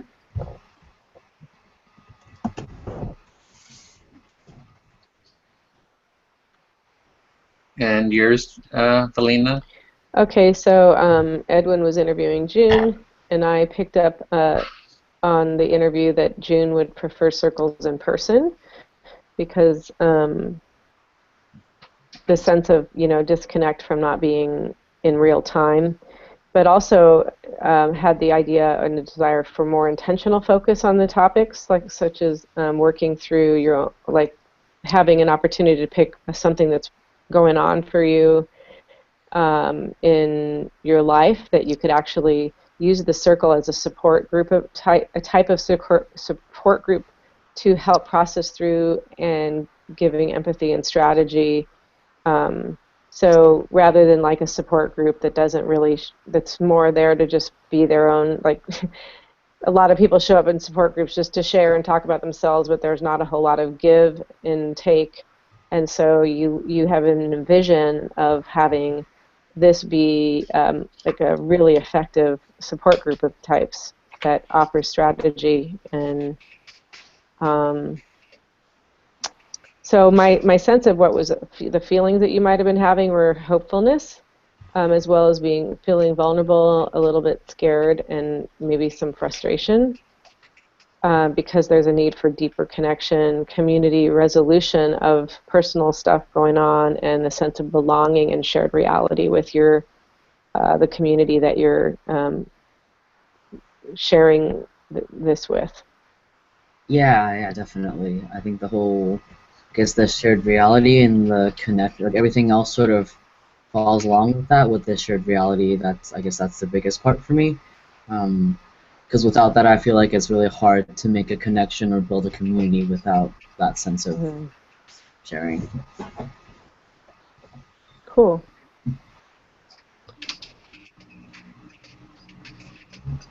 Thanks, Edwin. Yes, the shared reality is the biggest part for me, and the need for that for community. Okay. So we just checked our insights here. That was step 3, and we're moving on to step 4.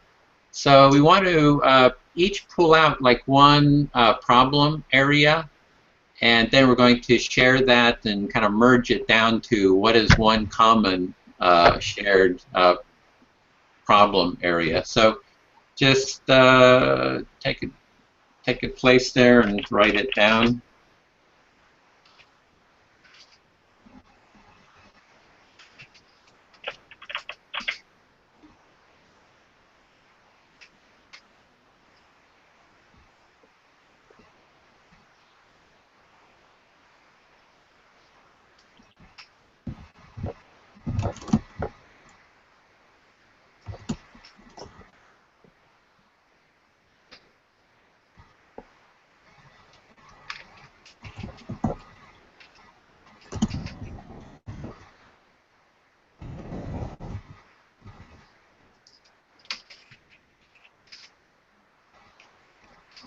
I'm confused about what you're doing, Edwin. So we're just taking one problem area that we heard. So for example, define one problem, pain, need statement. For example, John feels frustrated and disconnected because he is not comfortable with empathic listening. And so we just wanted, from the insight we just had, what is the core problem area?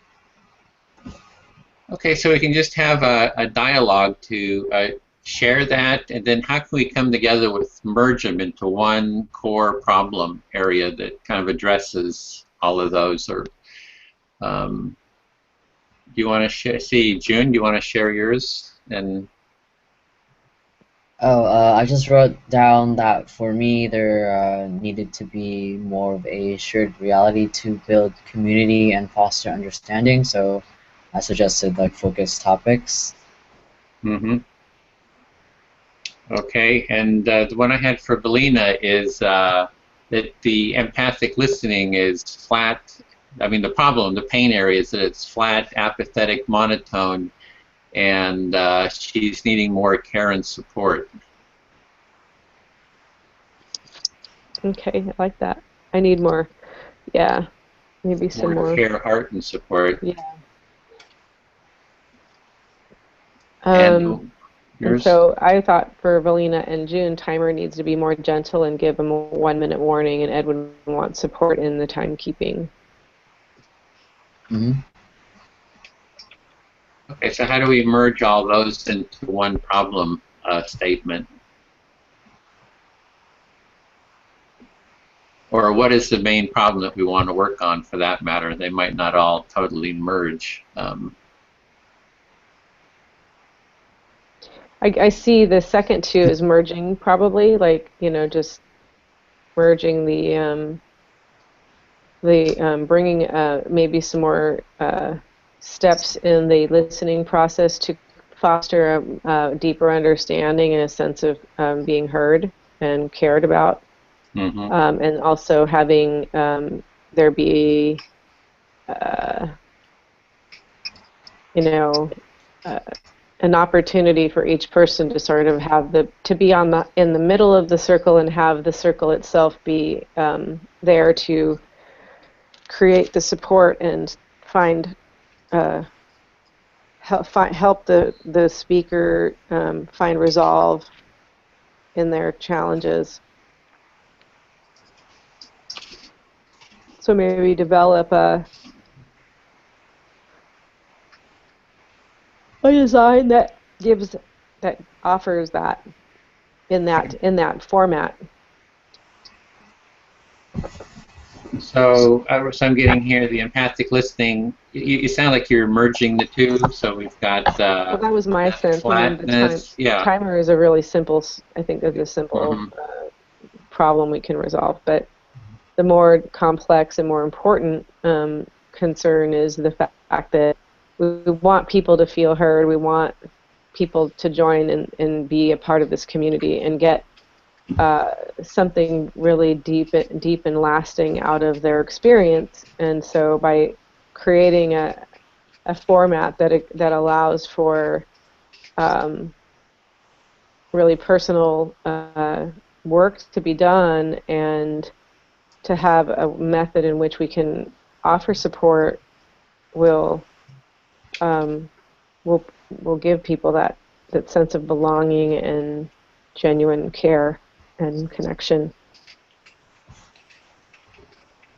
And if we have the time if we integrate time into it, then we would want to say we give equal time to everybody.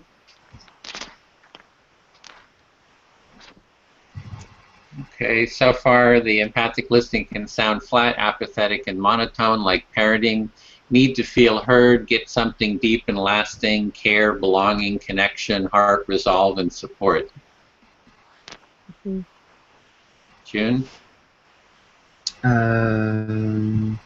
Yeah, I think definitely the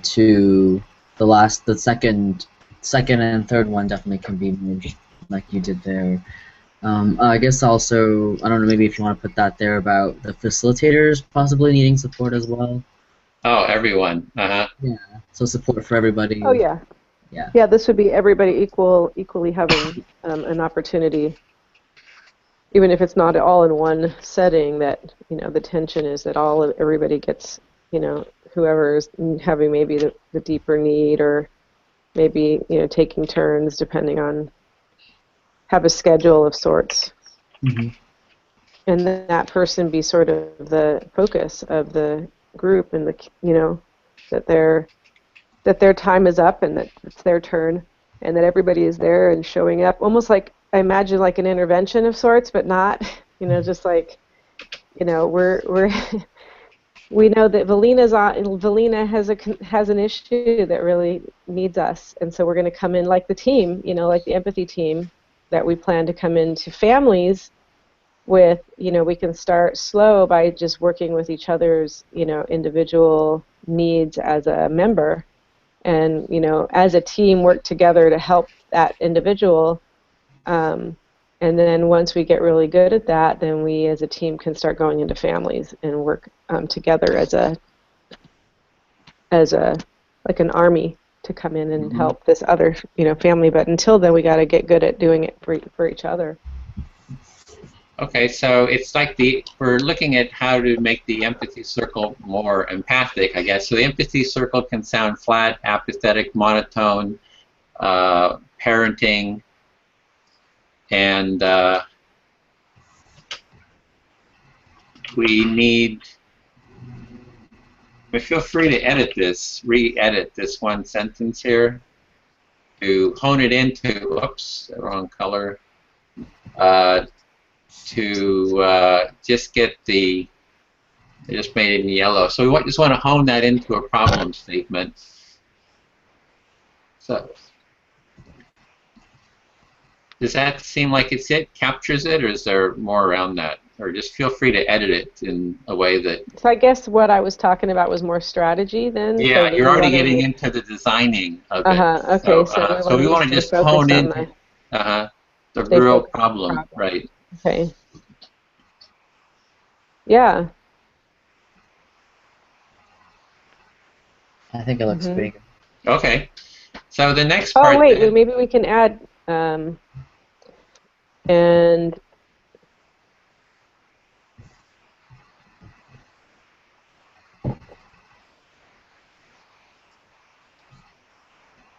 Oh, wait.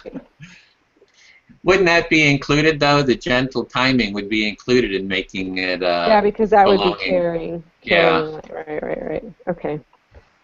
That could just be part of the strategy. I'm excited.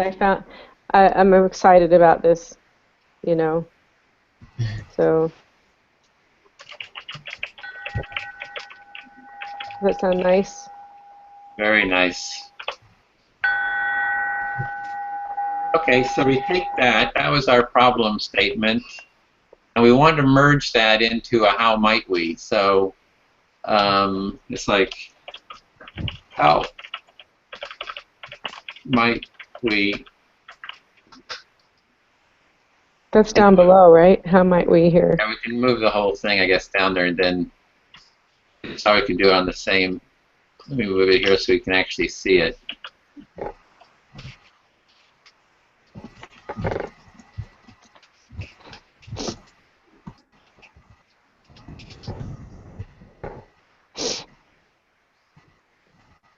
So if we translate that into a how might we... Oops, that's the wrong color.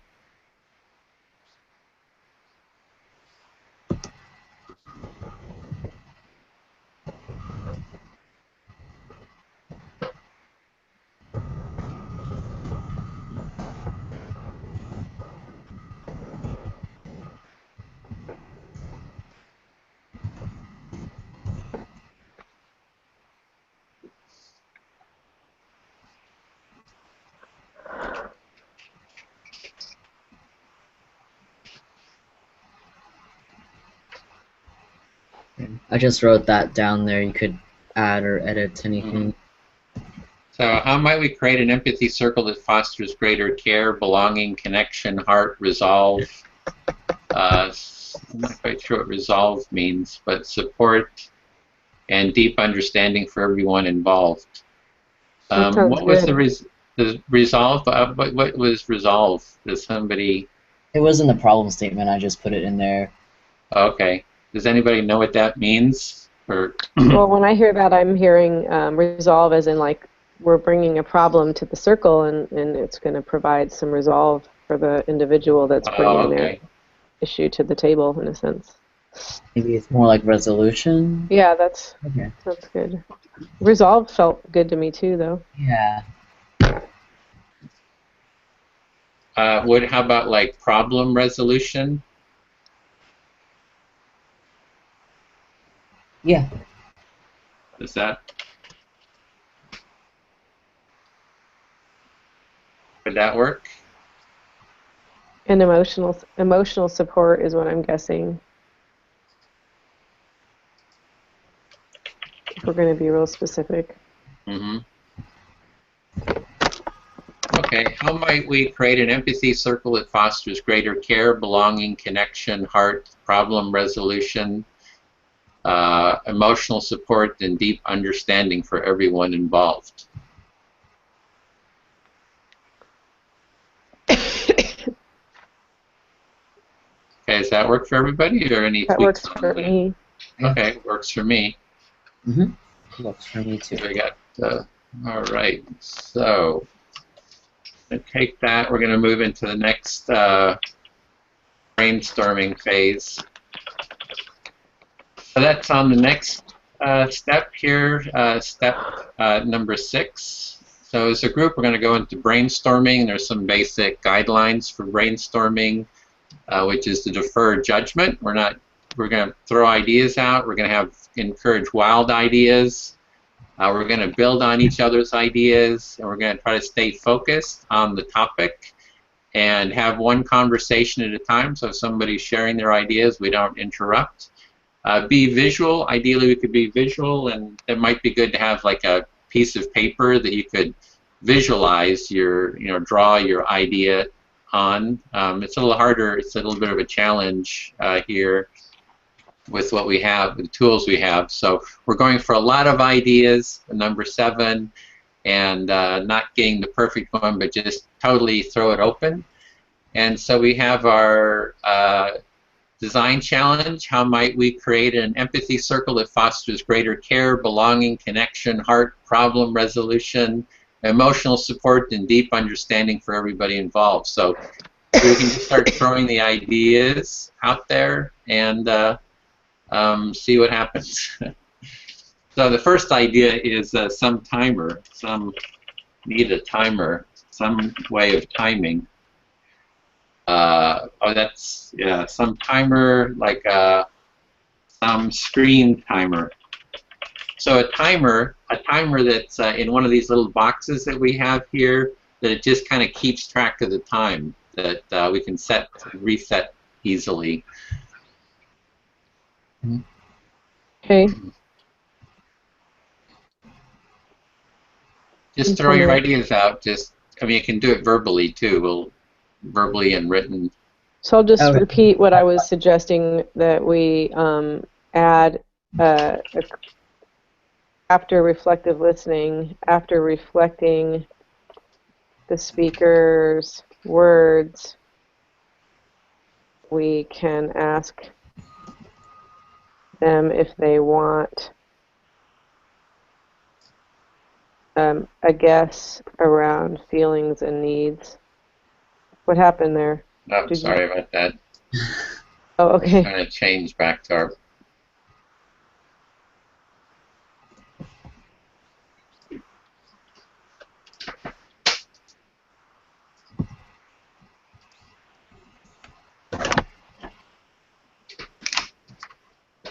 Didn't mention we have 10 minutes for this.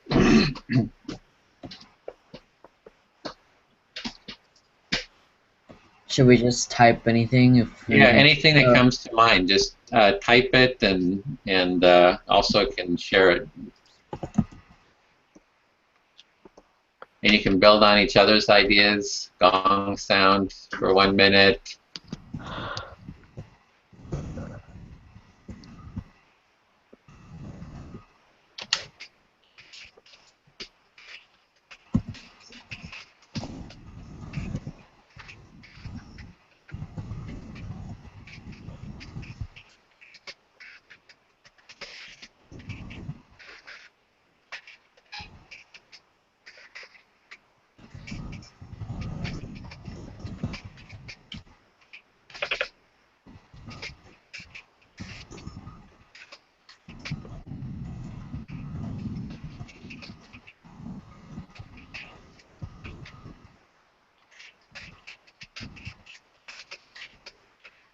I'm thinking of like a software program. Since we're doing this with software, that there's a program that actually reflects feelings and needs automatically.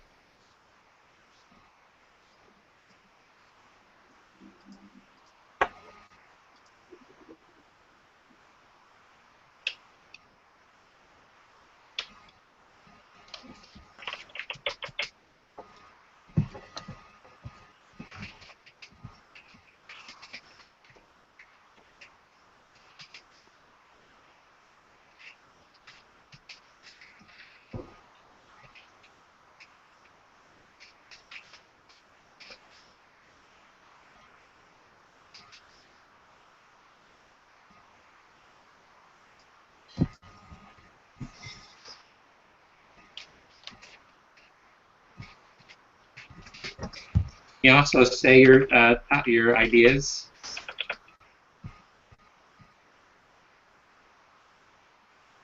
I'm too busy thinking and writing. Oh, okay. So this might need a little redesign. Before I had set it up where we just did it on our own and then shared, so that might be something to go back to.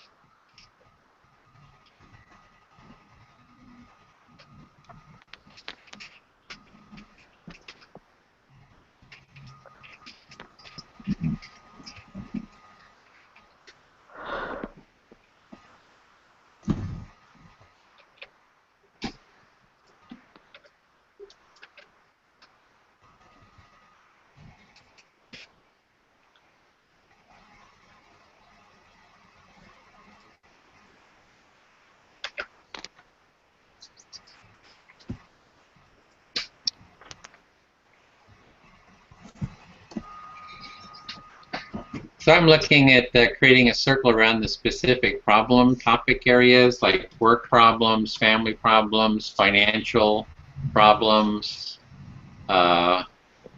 emotional emotional problems like grief, creativity,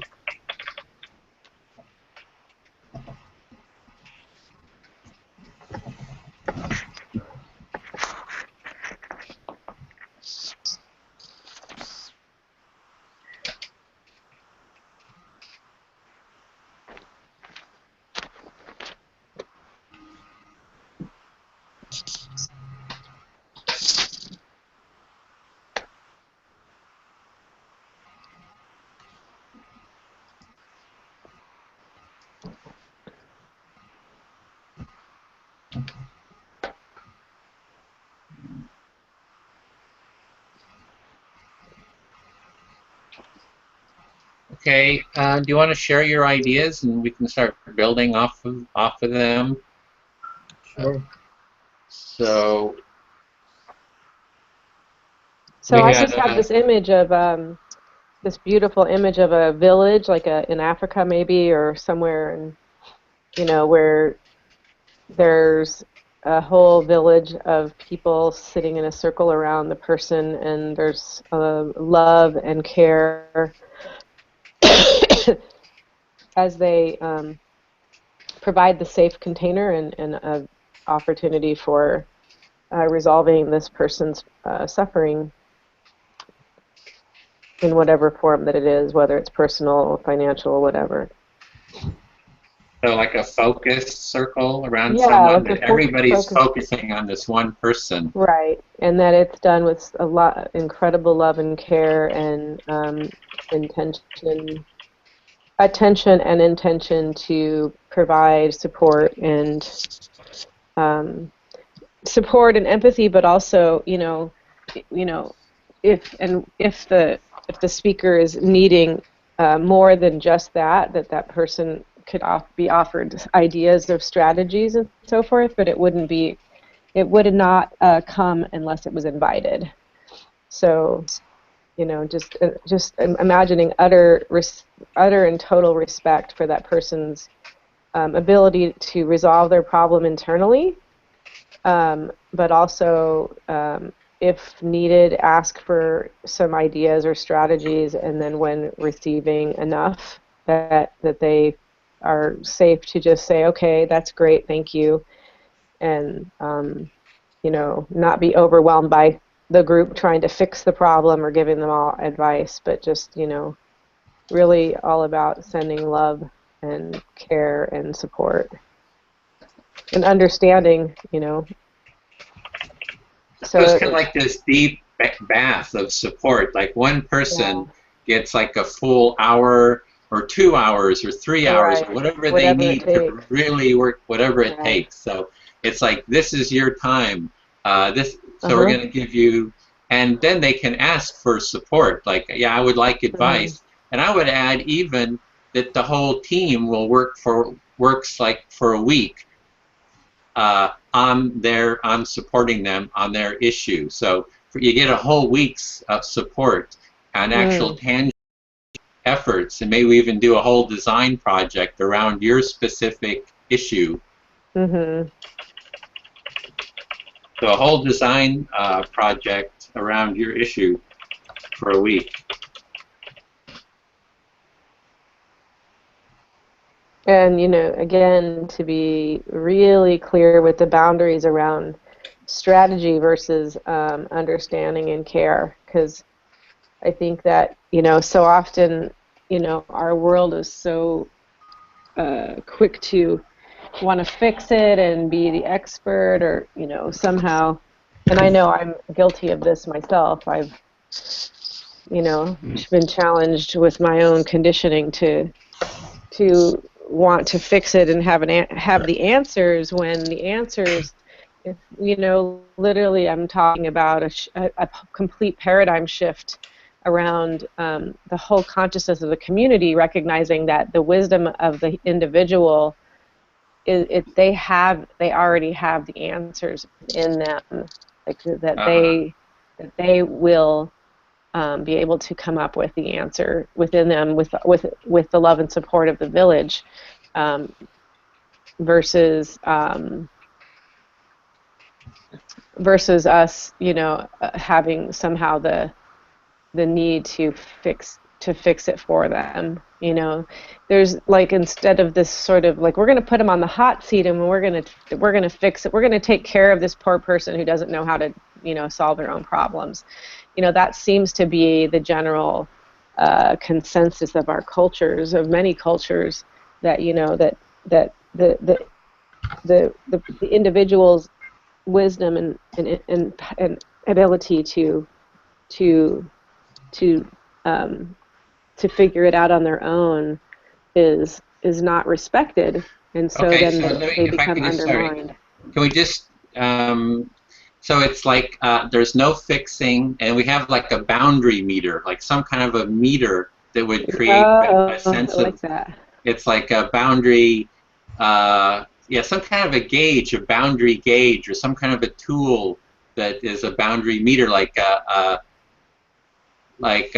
oh, we have the emergency boundary button. Yeah, some kind of. If you feel like your boundaries are being crossed, you can hit the emergency boundary meter, and it kind of goes off with the big warning, ooh, ooh, ooh, Or maybe there'll boundary. be even some kind of sensor that like can just feel the energy, and if somebody in the room's energy is starting to get into the codependent fixer mode, like Uh, that, the meter will be like ning ning ning ning. a, a Yeah, codependency meter. yeah. We got a codependency meter that gives a warning.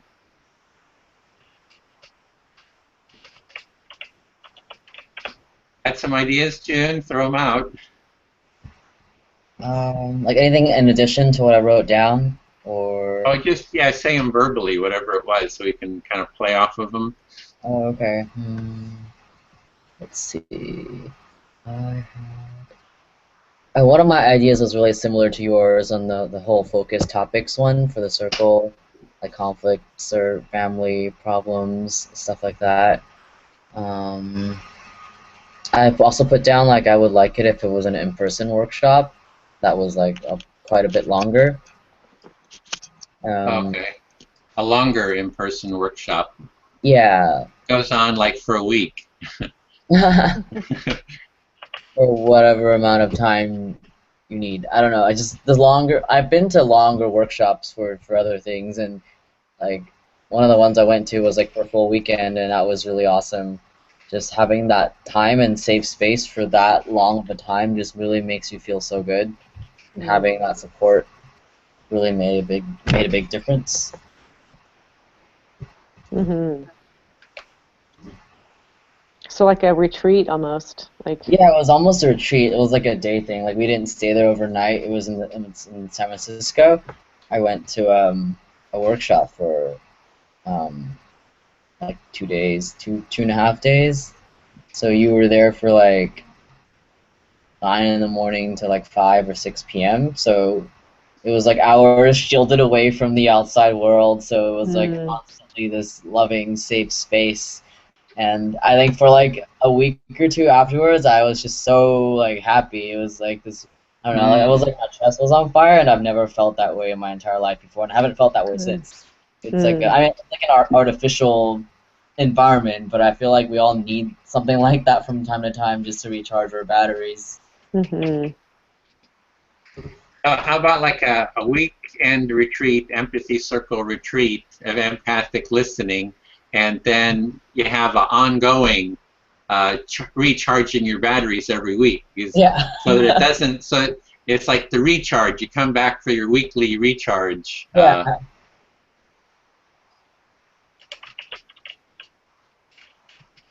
Hmm. Or actually, we need like a meter, like a battery. A battery. It's like recharge. It's like you need a visual. We need a visualization A of battery where check? we are. Yeah, a battery check. So you can always have a little. Yeah, it would be good to draw it here, to have like a something that we carry with us, a visual reminder of where our battery is. Like where were we at the retreat? Where am I now? And you can kind of see that. Like where is the charge level. That's funny. I like that.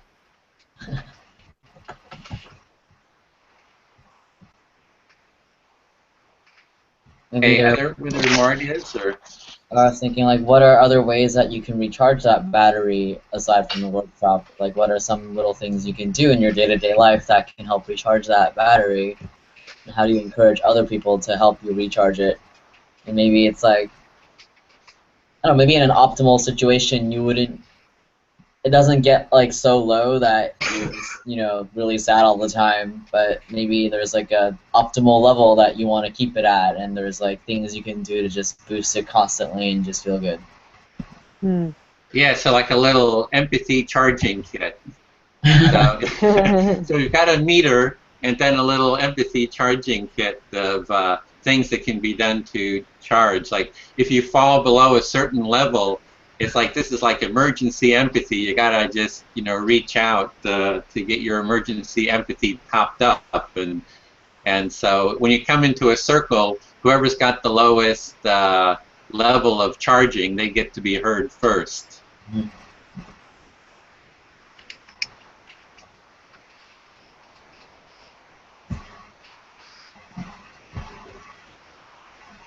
More? Or we It got? feels good. Okay, good. And I was thinking over 10, lost the timer. Gotta have that timer here. So, of all these ideas, which one would we want to work on? We want to hone all these down. Which seems the most, one that has the most juice for everyone?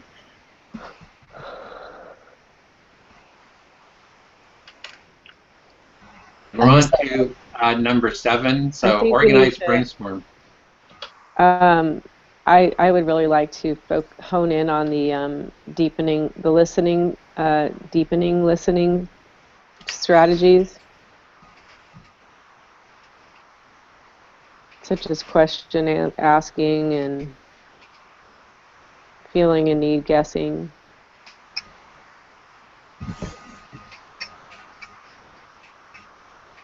Okay, it's number 7, page 14.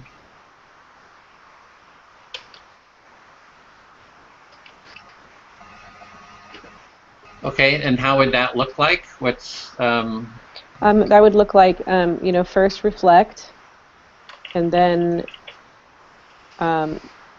ask the speaker if they want feeling and need guessing.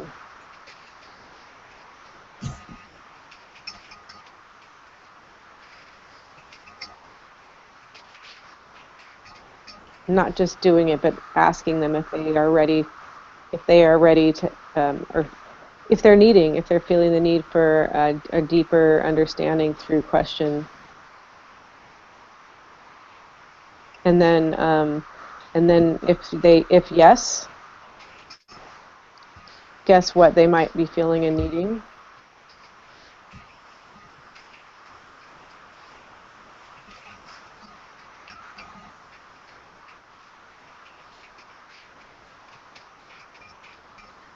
And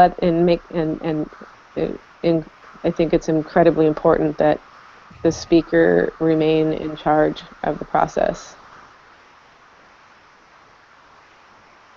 Okay, the one I'm interested in is the focused. I'm kind of feeling some energy around that focused topic area. Like somehow people having the same issues.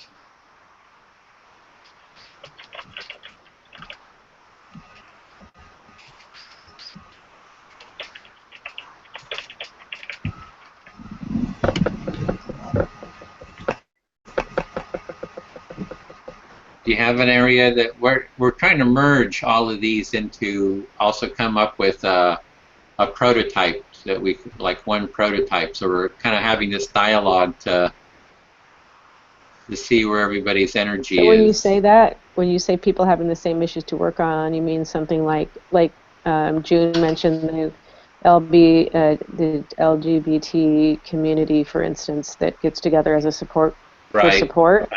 Yeah. But actually give support, not just talk. I have the same issue with, I've been to 12-step meetings, and it's like nobody really seems to give a shit about the other person. They're just there to vent or unload. And it just doesn't feel really present or connecting at all. In fact, I always feel worse when I leave, so I don't go anymore. Okay. And so what's the problem there is that people are just into their own thing, wanting support for themselves, but they're not willing to do a shared support. Yeah, it's apathy, not empathy, right? That's the problem.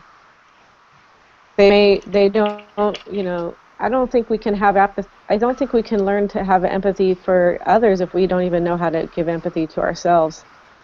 And so I think it's something that needs to be taught. This isn't something that's just assumed. I mean, I think it might be assumed that, people are just going to be able to do it, but I think it's something that needs to be taught. Yeah. That's my concern about the needs guessing, because if we're taking people off the street, so to speak, who have never done that training, they don't even know what the feelings and needs are, is the concern so they need training. This isn't something that people should be taken off the streets to do. I think it's something that needs to be cultivated, and it's like there has to be a step, a ladder, so to speak, for people to get to.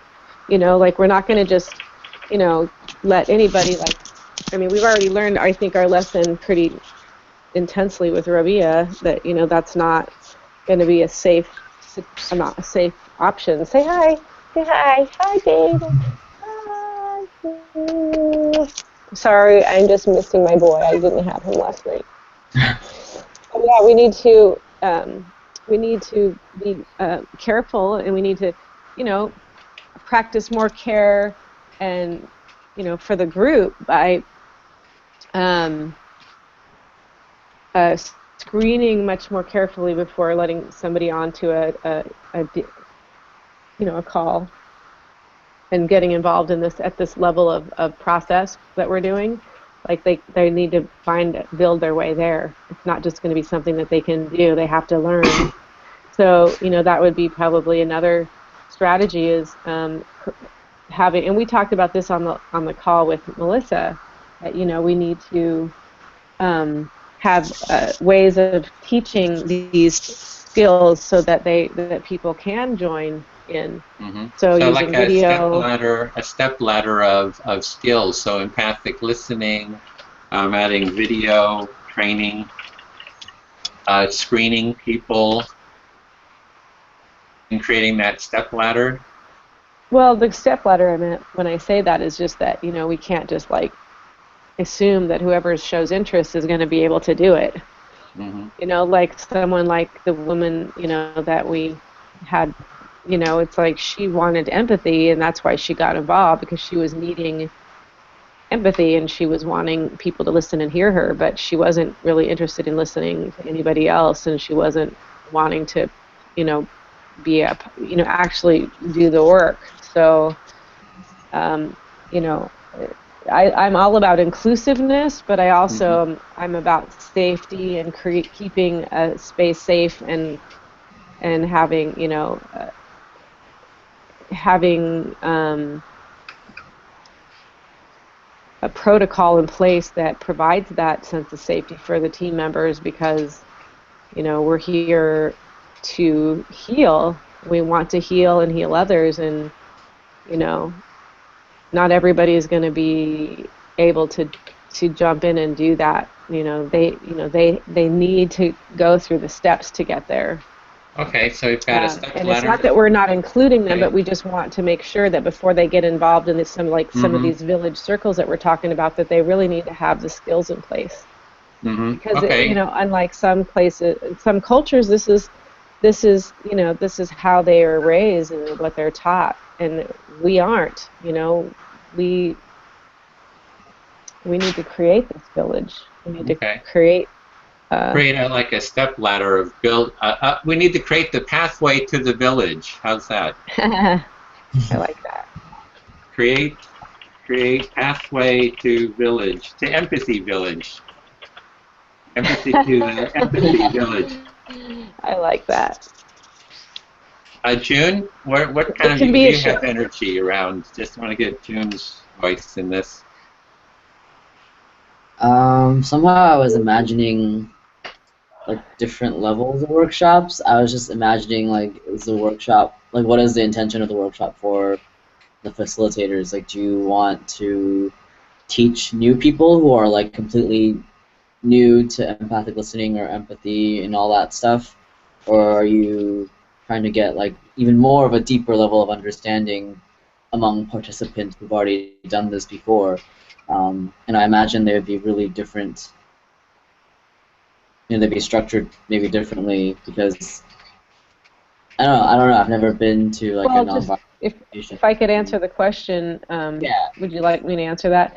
Well, the reason that this is coming up is because we had somebody who wanted, you know, who just stopped off at the empathy booths in Berkeley and then decided, oh, I like this and I want to, you know, jump in. And so rather than screening and kind of getting a sense of where she was at, we let her just jump in, and it was really very scary for me. I had a lot of reactions to it. I felt really sick, even, you know, I didn't even want to go to the group anymore and we had a person drop out because of her confrontational personality type, and very argumentative and defensive, and refusal to do the reflective listening, and it was really a really shocking, actually, because we just weren't prepared for that, and I realized it was, you know, this happened because there was a glitch in our system, in a sense that, you know, how did this happen? We let somebody in, you know. Like I said, I believe in inclusivity as, you know, a path to, you know, a greater existence as a collective conscience, but we also have to be protective of our, you know, of each other, and you know, that not everybody is ready for this. Mm-hmm. And so, you know, rather than having a sort of a childlike, you know, a magical childlike mindset of, oh, you know, everybody will just get along and let's just all get along. It's, you know, is sort of, you know, I lived with that sort of mentality for many years and for most of my life. And it's just recently maturing into this reality that not everybody can do that. And in fact, no matter how much love and, you know, warmth we provide somebody, it's not going to melt down the walls that they've, you know, created in their lifetime of trauma. And so, you know, we just need to be discerning and careful about who we let in, and, you know, of course, provide opportunity for them to learn what they need to get here, but to not just let them jump right in and disrupt the entire system because they're not conscious. They're not. They don't have a sense of what being empathetic means. They think they do, but they're jumping in and they're violent and argumentative and domineering and, wanting to fix and change and, take over the entire situation, which is what happened with this woman. She wanted to dictate what was happening in the group. She cut people off. She shut people down, and refused to play along and do the empathic listening. So all these things were happening, and it was just like, holy shit, like, what just happened? Like a Tasmanian devil just dropped into the room. It was really, really disruptive, and I think it disbanded our group. I really believe it was totally destructive. It had a complete devastating response. So to me, that was a big wake-up call that this is not for everybody to just jump in. Like, it's something that needs to be gently, lovingly introduced and screened, and so, yeah. So if a person's interested, then they can take some time, and since this is Edwin's project, and he wants to create a world of, more empathy, then he has his, his practice that he has with both this sort of center, as well as his individual time that he can provide to Sorry, can I just interrupt there? Mm-hmm. Just wanted to keep on time because we're going to get. So what I'm kind of hearing so far is that we need a gentle path to get to the empathy village. That we have a basic step-by-step path where we can screen people and bring people into this process. I mean, into a more and more empathic process. So, does that sound? I'm just trying to get what is our, prototype? It sounds like the prototype so far is to create this path. Right, and screening is huge. And screening is huge. Yeah, that's. Somebody wants to be on the team, they need to be screened. Huge. June? Yeah, it just reminds me of, like I was saying in the very beginning, how do you bring someone on who is not fully there yet, I guess that sentiment. So I guess this all relates to that, because I guess it's what I've struggled with. It's like, how do you communicate with someone who maybe like that woman you're talking about, who who isn't willing to put in the effort to be more empathic, or isn't willing to do reflective listening, etc. Like, how do you create, how do you interact with, how do you deal with that interaction? Like, do you, because it's good to have that safe space with people who already are empathetic and know how to do all this stuff, but I guess the second part of it is also like, how do we create a world, because we're preaching to the choir when you're within that space, which is great because you need that safe space too, but how do we bring other people who are not into it? So I guess this whole ladder or pathway to the village is a good idea.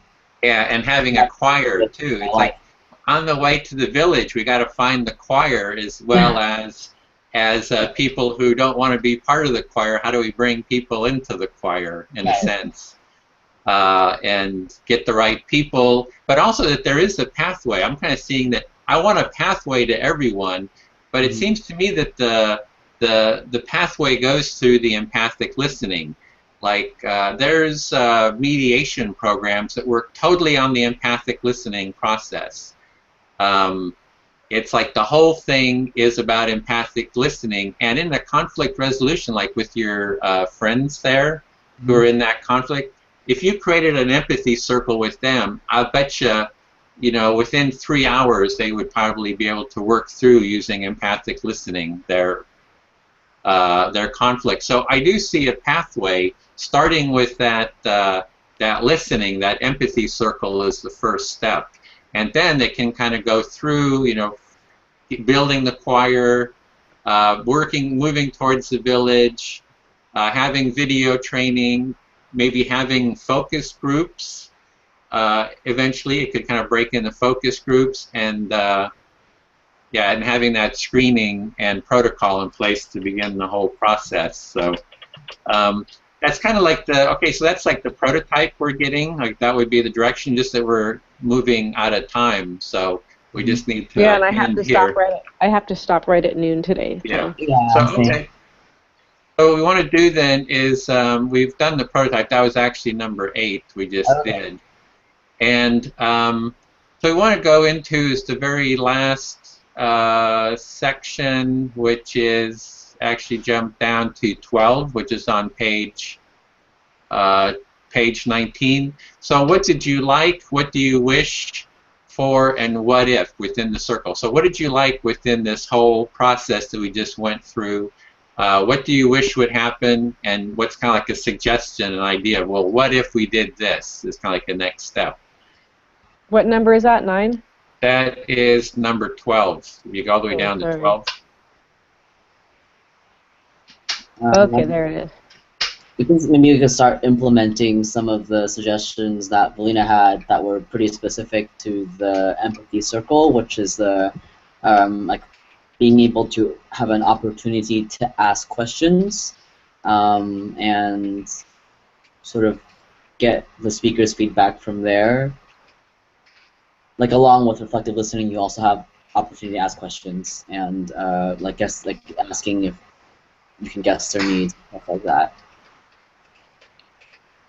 So what I'm hearing is you would like to implement what you wish that we could. I wish that we could implement Valina's ideas of asking questions. Mm-hmm. Yeah. Okay.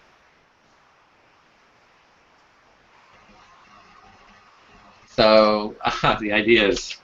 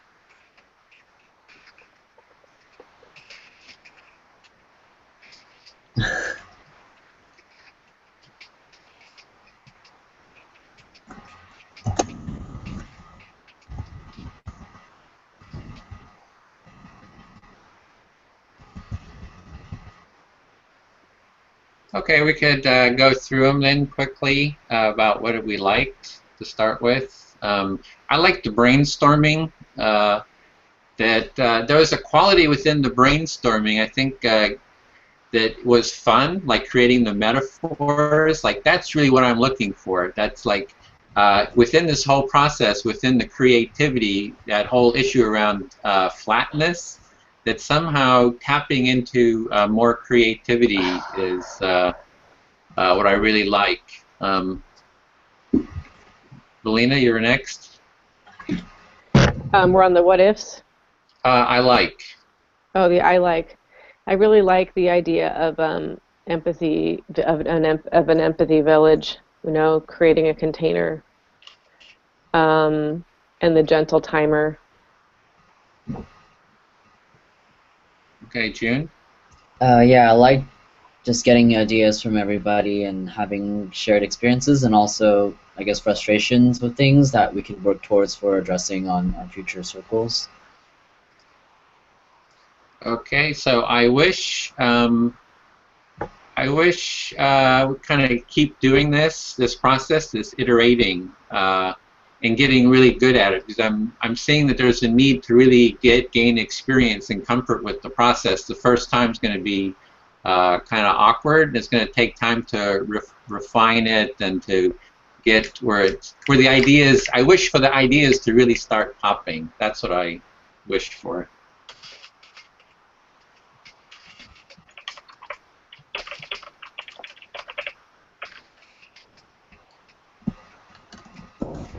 Want to go, June? Yeah, I wish that there was time to sort of do an iteration of the empathy circle again, using the ideas that we generated. Like, oh, what if we did another circle, and then we set an intention or like a topic to talk about, and then like say, okay, with this structure, we'll do reflective listening and have questions, and then do the guessing needs and stuff like that. Mm-hmm. So so we have our prototype. Do we actually do another iteration with the new prototype? Right. Cool. Belina? And I wish we had a timer on the screen that gave a 1 minute like soft bell sound, and that we had a village to carry out our mission. Yeah, I really like the idea of the village. I mean, even creating a village, we could create a virtual village or something. Yeah. Create a virtual. Yeah, I wish we created a virtual village. Okay, what if? So mine is like we keep doing these iterations, and I had a question for June, how June is in terms of doing another iteration. If you'd be interested, Valine and I are doing, more iterations around this in the coming months. So I had a question: what if we did some more iterations? Yeah, I might have. I'll check my schedule. I don't have like a lot of time, but I could maybe make another one. I'll see, depending on. I could look at your calendar if you have more like dates, and I can check them out. Mm-hmm. Let's see. Great. Yeah, I put down just more iterations using the things I mentioned earlier, and then just even having more people, that'd be kind of cool, because I've never done an empathy circle with like a larger group before. Mm-hmm. So more people who are screened, for having the good listening skills and everything, that'd be cool to see. Cool. And Valina? I was being silly. What if we had a timer on the first? What if we had a timer on the computer screen that gave a 1 minute warning using a gentle bell sound, and then also, oh wait, no, that's the wrong.